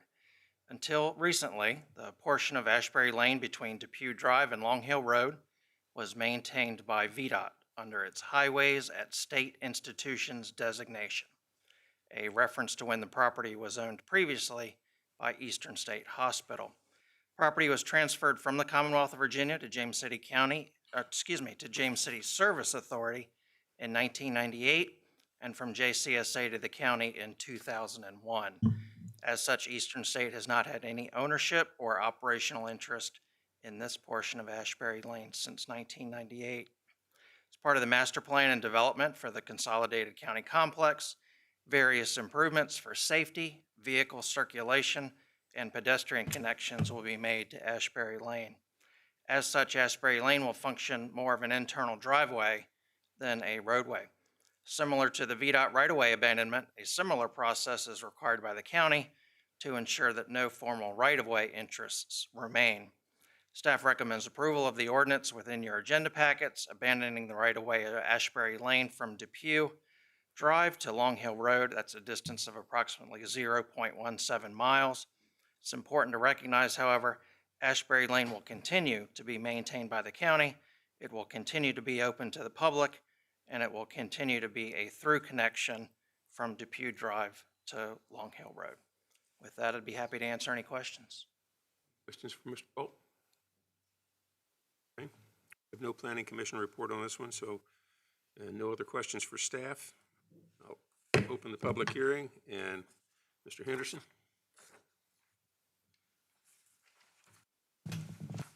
Thank you, Mr. Chairman. Chris Henderson, 101 Keystone.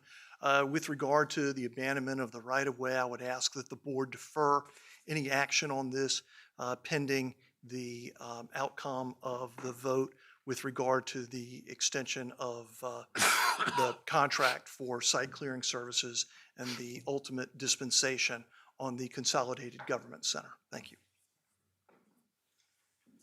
Okay, we have no other cards, so I'll close the public hearing and look to the board for discussion and motion. Motion for approval. We have a motion for approval. Mr. Stevens, call the roll. Mr. McGlinnan? Aye. Ms. Larson? Aye. Ms. Knoll? No. Mr. Hippel? Aye. Mr. Eisenhower? Aye. Motion carries. All right. We move to board considerations, Consolidated Government Center Early Site Work Package. Mr. Brad Reinhammer to give the staff report. Good evening, Mr. Eisenhower, board members. Popped up.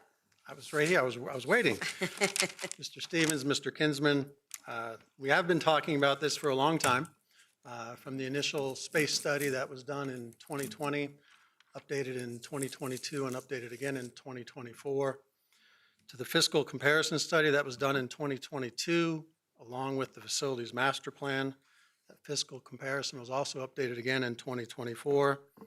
To the first interim agreement that the board approved in January of 24, to the second interim agreement in December of 24, the change orders for the first phase of the library design, the most recent update to take the library up to 100% design, and also the site and engineering work for the traffic off-site road conditions. Before you tonight is a resolution asking the board to approve the early site work package or interim agreement number 3. The cost for the services provided under this early site work package is not to exceed $16.5 million. And the board is on the understanding that the total anticipated cost of design and construction of the Consolidated Government Center will not exceed $179 million. Funding for this phase of the project was previously approved in the county's capital improvement program, and staff recommends adoption of the attached resolution. I'll be happy to answer any questions you might have. Questions for? I've got a few questions. There was a lot of misinformation tonight, and I don't blame the people who came up and spoke the misinformation. I just think they've been led in the wrong direction by a couple individuals. And where can they go to get the proper information and get the knowledge they need to understand why this building is so important to James City County and to the citizens, and not hear what's going on out there that is partially true and partially, I don't know what it is. Sure, they can go to the James City County website, www.jamescitycountyva.gov/government center. We have all the excerpts from previous board meetings, a fact information sheet on the government center, a lot of the studies that were done. There's a wealth of information there that people can access. Or they're certainly welcome to call me. I've spoke at many of the town halls, or I think all of the town halls, and to many different groups. And I've given out my phone number and my email address. If people want to come in and sit down, I'm happy to come and talk to them about it. I understand people will not all support this project, but if they don't support it, I want them not to support it because they have all the factual information, not things that they're just reading online that may or may not be true. My phone number is 757-253-6616, and my email is brad.reinheimer@jamescitycountyva.gov. Thank you. And that's the biggest thing is just getting the right information to them. You know, some people think this started yesterday. Well, if they see the size of the project and all that, there's no way it started yesterday. It couldn't have started yesterday. And how they weren't informed or whatever, I don't know. I don't know if they look at the news or I don't know what they're looking at. And, you know, maybe it's something excuse me, ma'am, I'm talking. And it's very rude and it won't happen here. But if they, you know, if there's a way, maybe we can get out some more information. Maybe there's another avenue of a way to get things out to the citizens more. Maybe, you know, I'm always willing to try. If I hear a group that says we didn't get this information, I'm always willing to go, what else can we do to get more information out? Because it's all theirs.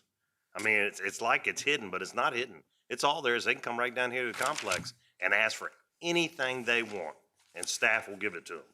So I just want to make sure that's clear that this is not something that's been done in the dark. It's done in the light all the way through the entire thing. And I'll mention that it was discussed at 25 different public Board of Supervisors meetings. We did James City County, 15 separate news flashes.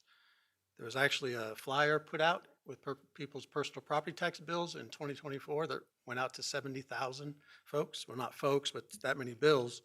And it appeared in 38 different news reports from local media, either online or in print. So it has been out there, but I totally agree with your comments because I've heard that at some of the public meetings, that some people were not aware and did not know. And we're always looking at different ways to try to inform and educate the community on things. So And if absolutely. we can, we definitely want to. Yes, sir. Thank you. Are there any other questions for staff? Oh, sorry, go ahead. No, go ahead. I can't make a motion at this point, though, can I? No, not yet. When we get through the discussion, we'll ask for a motion. Thank you. Just remind me when the space utilization study, the cost comparison of building something new versus rehabbing what we have was done. When was the latest one done? It was originally done in 2022, and it was updated again in December of 2024.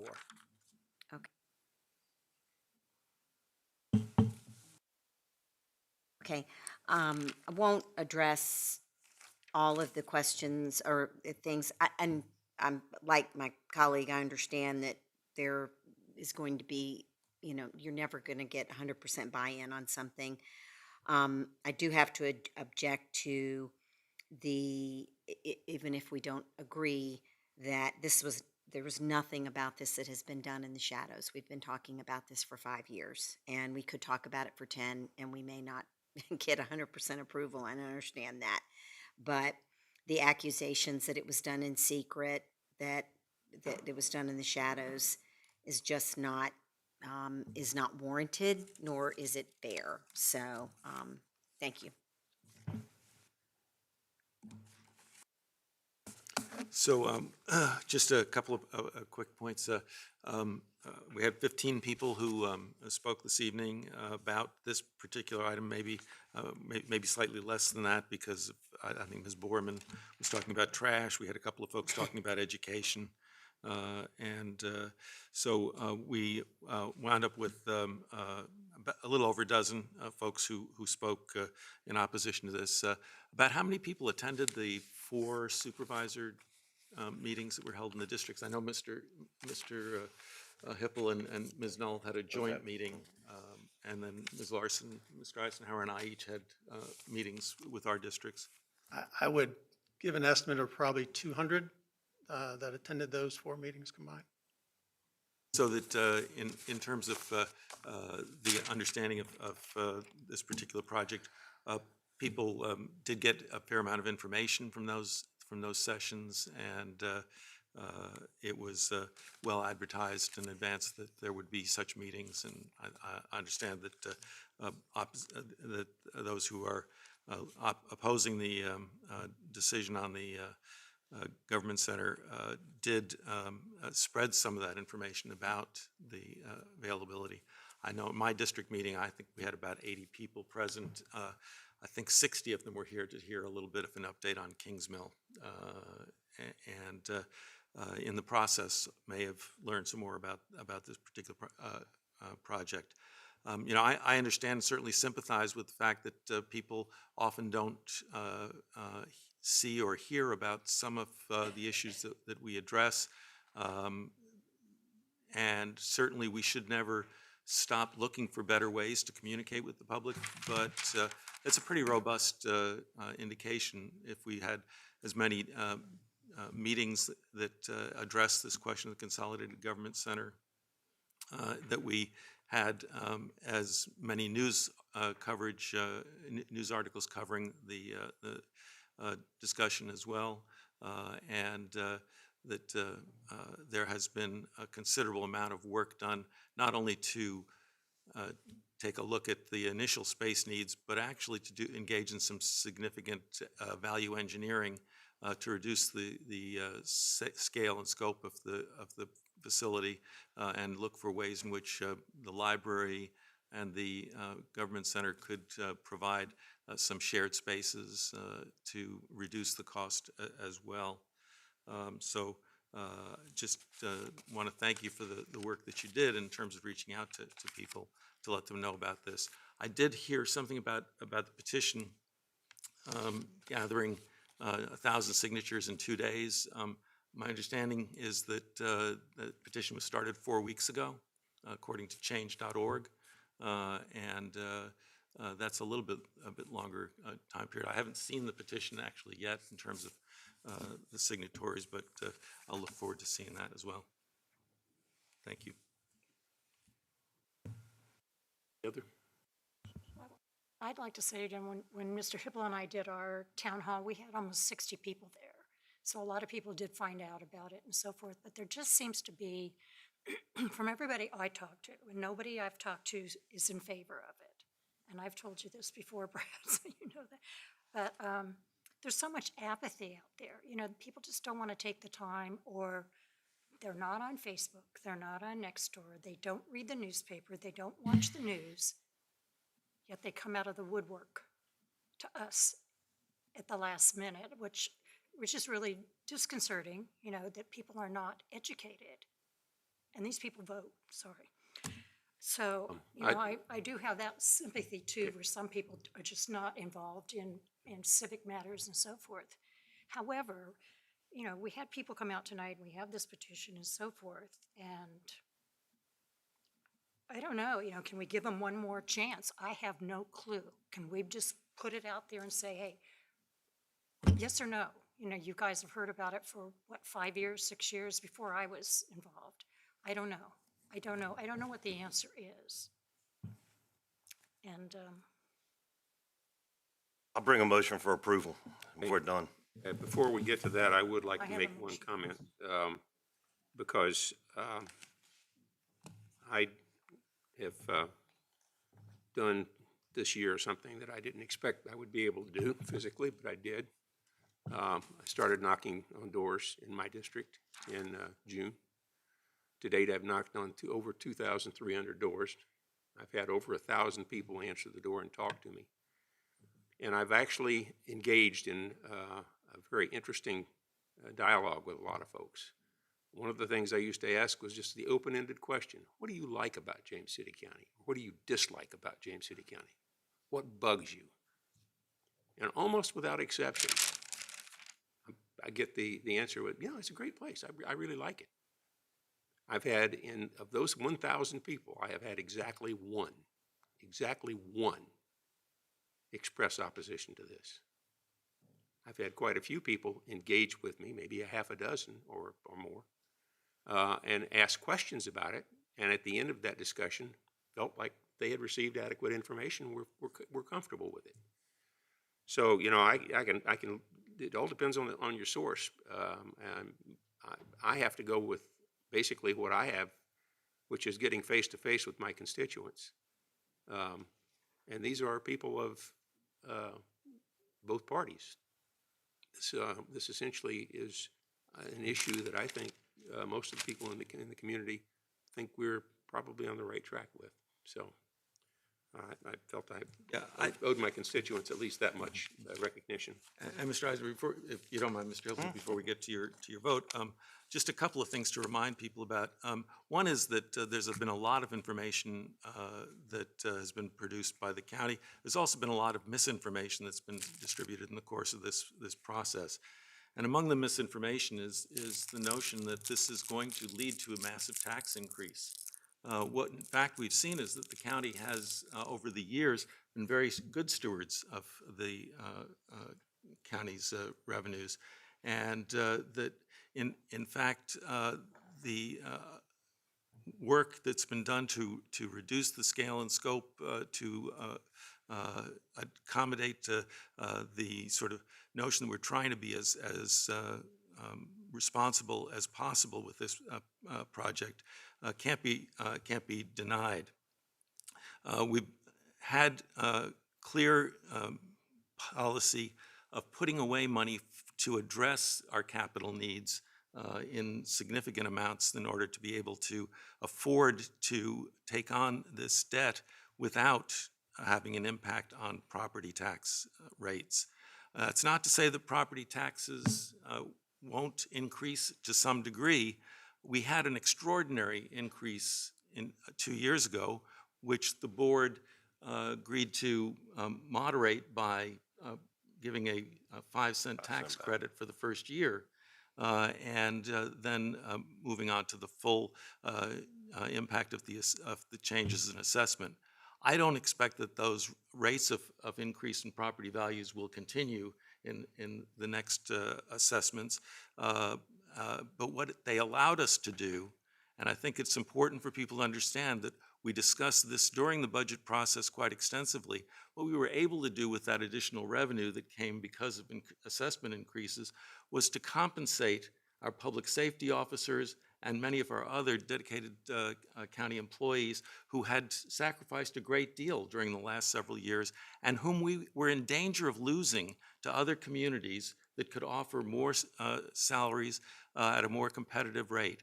That's simply something that we had to take on in order to be successful in retaining and attracting folks for those important positions that the county citizens really require.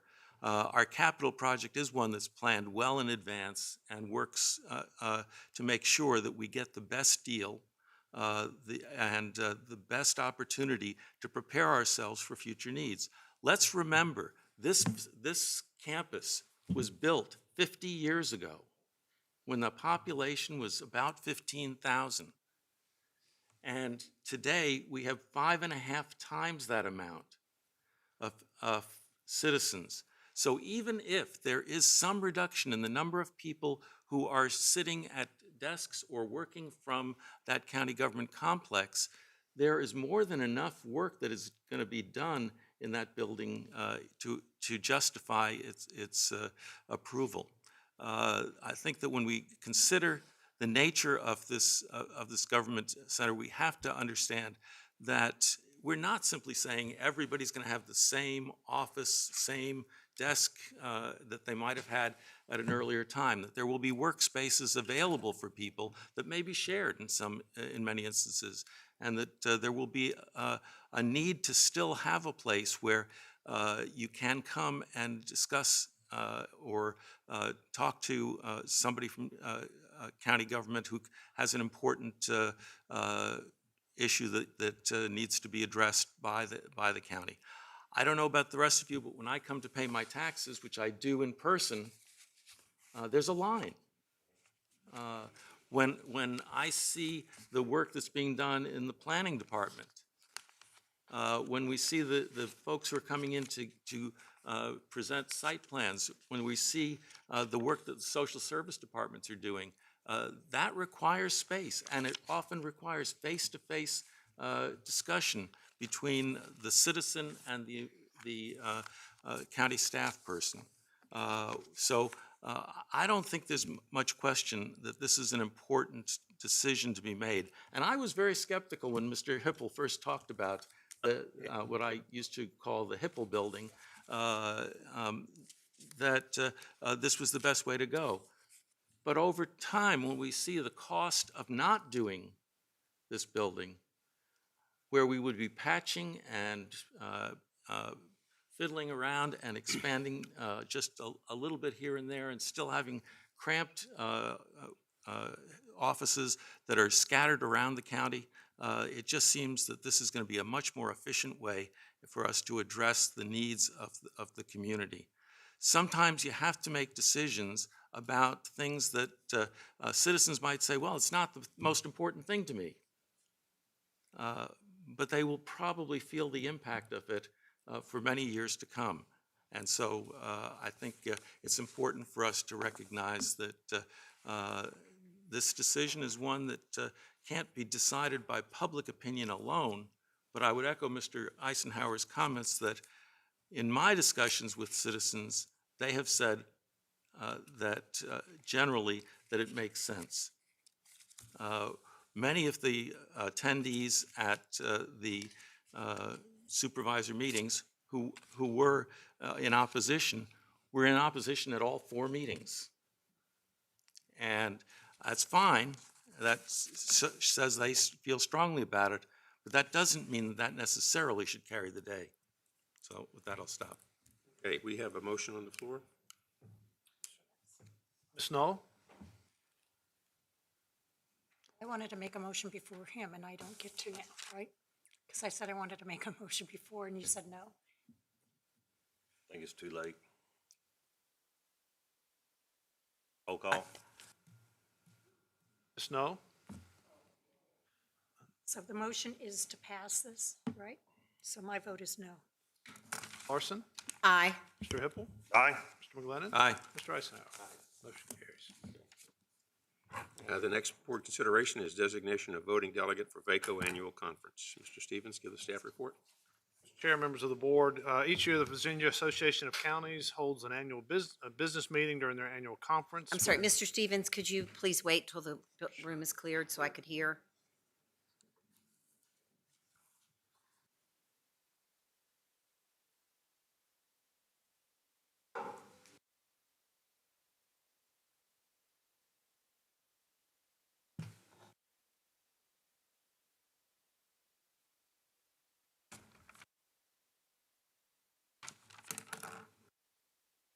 Thank you.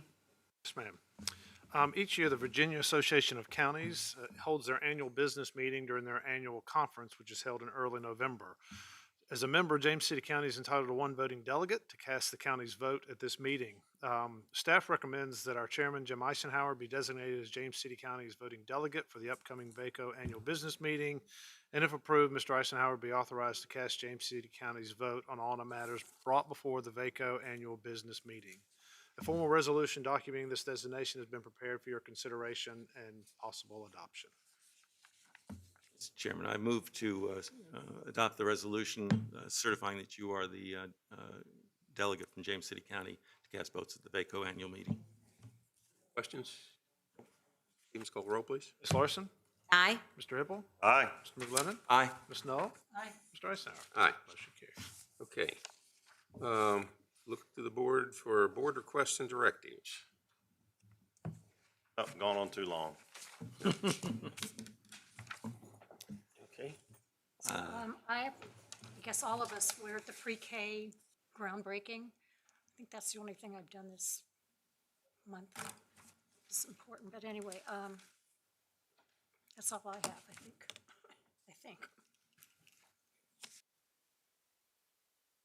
So just a couple things. One, I did want to address one thing that we received some emails on, and and some comments tonight about putting off a vote till after an election, and that is absolutely not the right thing to do. You should be willing to make a decision, whether it's an up or down. And the irony is that I have in my years had, when it was something that people were in favor of, they wanted to make sure that you did it before an election.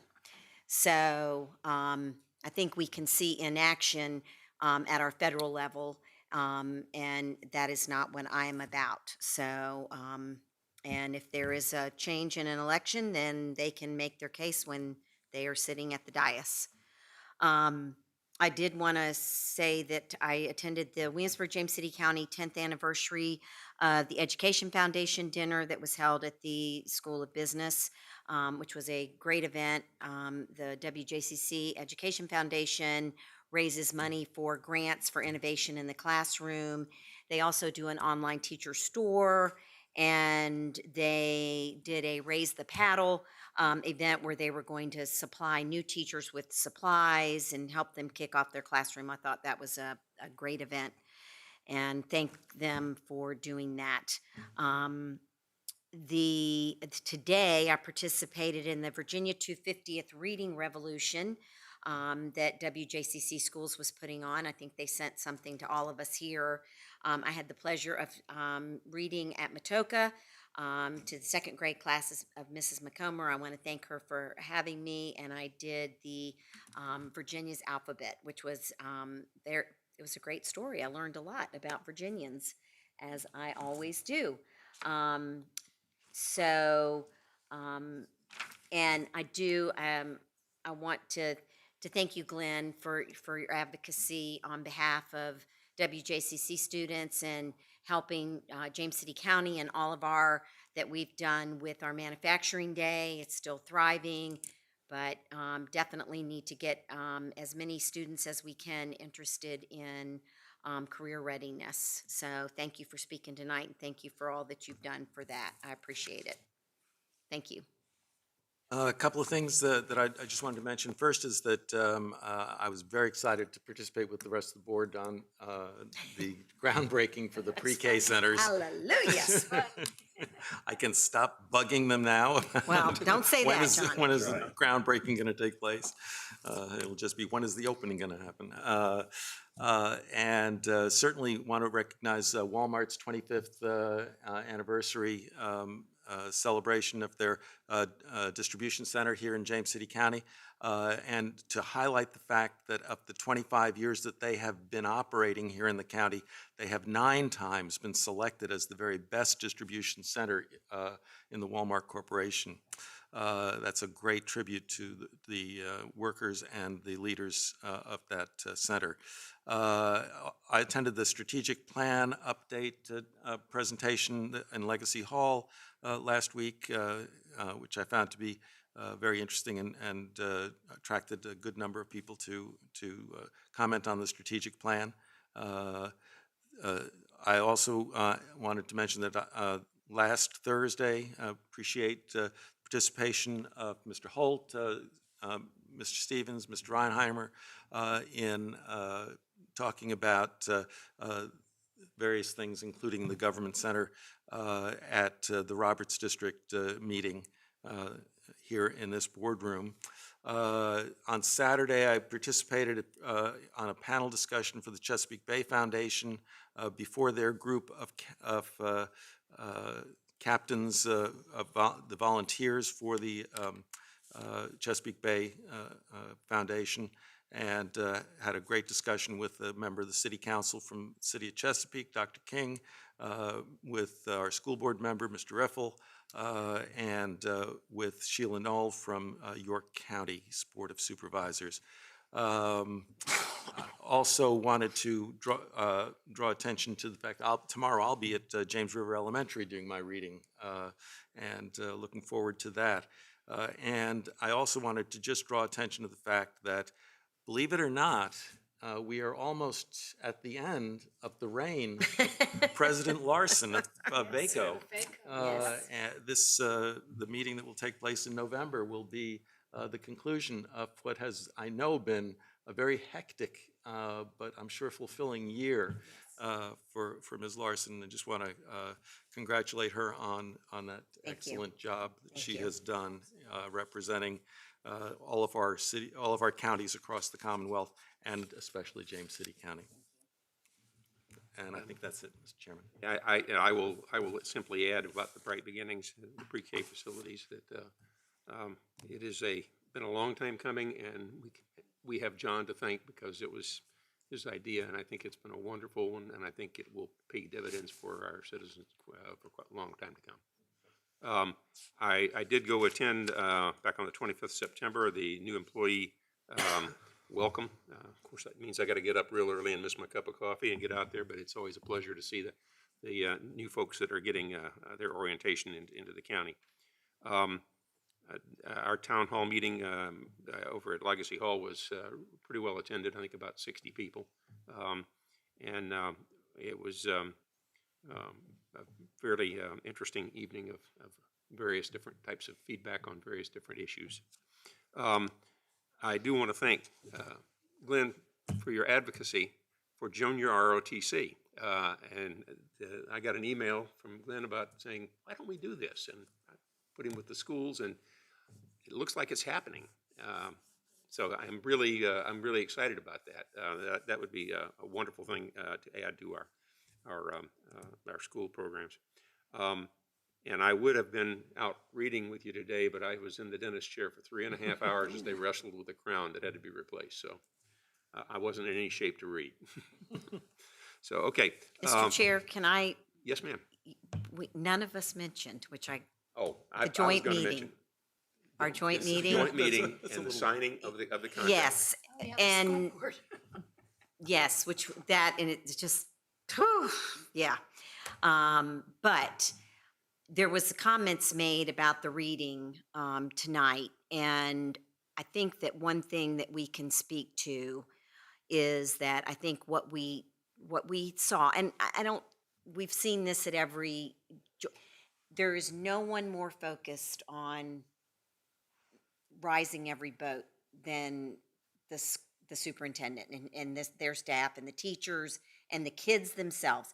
There's a lot of other things that go into a lot of different things. And we heard from the superintendent and all of the efforts that they are making. One thing that our joint contract did do is that we're going to have a discussion in October about what money we're going to be giving to the school system. They can plan a little better, put in some positions that they need in order to see achievement results. We're going to be talking about we had a 75 PowerPoint presentation on Friday where we really dove into the data, and it is written in that contract that we're going to continue to do that. And so we want success, the school division wants success, and so does the city of Williamsburg. So, you know, I don't want anyone to think that no one's satisfied with the status quo, but we also realize that there's a lot of different factors that go into, and please remember, it's one test on one day, Right. and there's a lot of things that go into that. No, and I will tell you that I feel very confident that the new agreement we have establishes a good working relationship to try to address some of these problems. Sir. And I don't think it's going to be an overnight or simple, but I think we all work together. I think we can make those improvements. Mr. Chairman, can I just add one other thing? I think we really do owe a lot of thanks to the county administrator, our finance director, Sharon McCarthy, our attorney's office, our attorney's office, for all the hard work they put into this process. And I said this in an email to you all, but I think the board really does deserve a lot of credit for sticking it out, for being willing to kind of not get caught up in slights or distracting issues, and to work for the benefit of this system that has served us well for 70 years. So. Okay, I think that's our board requests and directives. We go to reports to the county administrator. Chair, members of the board, a few quick things. I would like to mention schools contract, and while I appreciate the thank you and praise, I think Adam and I really rely on our staffs to carry us through, and we were glad to be part of that. I'd also say, watching the board work through that, a lot of commendation to each of you, particularly the two that represented you most of the time. Mr. McGlennon sat in occasionally as a liaison member, and then the rest of you were updated on a regular basis. But I do think all of us put a ton of time and effort to come out with something that we believe is good for the students, good for the teachers, good for our residents, and fair to both the county and the city and the school division. So I'm excited that it's done as well, and I appreciate you mentioning that. A couple other items. I do want to mention our recycling. I am pleased to share that as October 13th, we did enter into a 90-day emergency contract with TFC, our previous provider, and our curbside recycling program as of this week is back in effect. I do apologize for the 2-week sort of break in service and sort of the confusion that created. We are working on a long-term solution, but we do have TFC at least in place through the middle of January. So residents paid for 90 days of service, they will get 90 days of service minus the 2-week disruption. And again, I do apologize for that. Our residents have been very patient with us. We've had a number of calls, but not near what we thought we might receive from residents. We do have a website if folks want to know where we are up to date. It's jamescitycountyva.gov, and it's /recycling, and that will have latest information on a recycling program as well as 253-6700. Yes, ma'am. So if you are a red week on the calendar for the county, you will be a red week this week. You will pick up where you were supposed to be. Okay. My PO Great. is nodding her head yes, but whatever day you should have been picked up, it's like at this point, Great. you still would be that same day. And Thank so that you. will continue on. We will look for a long-term solution. Again, just a reminder, everything that says it's recyclable doesn't have a business end, so please make sure our residents have produced a very high-quality recyclable product in what we collect, and we would just remind people to put in approved plastic bottles and jugs, glass bottles and jars, cardboard, metal cans, mixed paper, so forth. So we appreciate the patience and look forward to working through that. I'd also like to mention a really fun event coming up with our police department. They probably started it 4 or 5 years ago, the Halloween with Heroes event. There are thousands of people that come to that, and so I would just put that on your calendar. It will be Thursday, October 23rd at the Law Enforcement Center, 4600 Opportunity Way. Festivities begin sensory friendly from 5 to 6, and then the main event begins from 6 to 8 p.m. And if you have questions, 253-1800. Again, for questions, 253-1800. But a really nice event that our law enforcement, public safety personnel put out, and the community really has responded in droves over the past year. So just encourage your attendance there as well. That's all I have, sir. I do that every year, and it's so much fun. I've never seen so much candy in my entire life. We just keep bringing out bags on the carts, bring out the bags, and they have all the machinery there, they have all the trucks there, they have the rescue stuff, they have the boats, they have everything for the kids. It's really, really fun, and I do it every year, so I can't wait. So you gotta Okay. go. I think if that's it, we'll go. I may have a motion to enter closed session for the following items. Number 1 is consultation with legal counsel employed or retained by a public body regarding specific legal matters requiring the provision of legal advice by such counsel pursuant to Section 2.23711A8 of the Code of Virginia, specifically concerning potential erosion and sediment control and resource protection area enforcement actions. And number 2, consultation with legal counsel pertaining to probable litigation where such consultation in open meeting would adversely affect the negotiating or litigating posture of the public body pursuant to Section 2.23711A7 of the Code of Virginia, specifically concerning a proposed development on Bush Springs Road. Motion to enter. Okay, Mr. Stevens, call the roll. Mr. Hippel? Aye. Ms. Knoll? Ms. Larson? Aye. Mr. McGlinnan? Aye. Mr. Eisenhower? Aye. Okay. We are in closed session.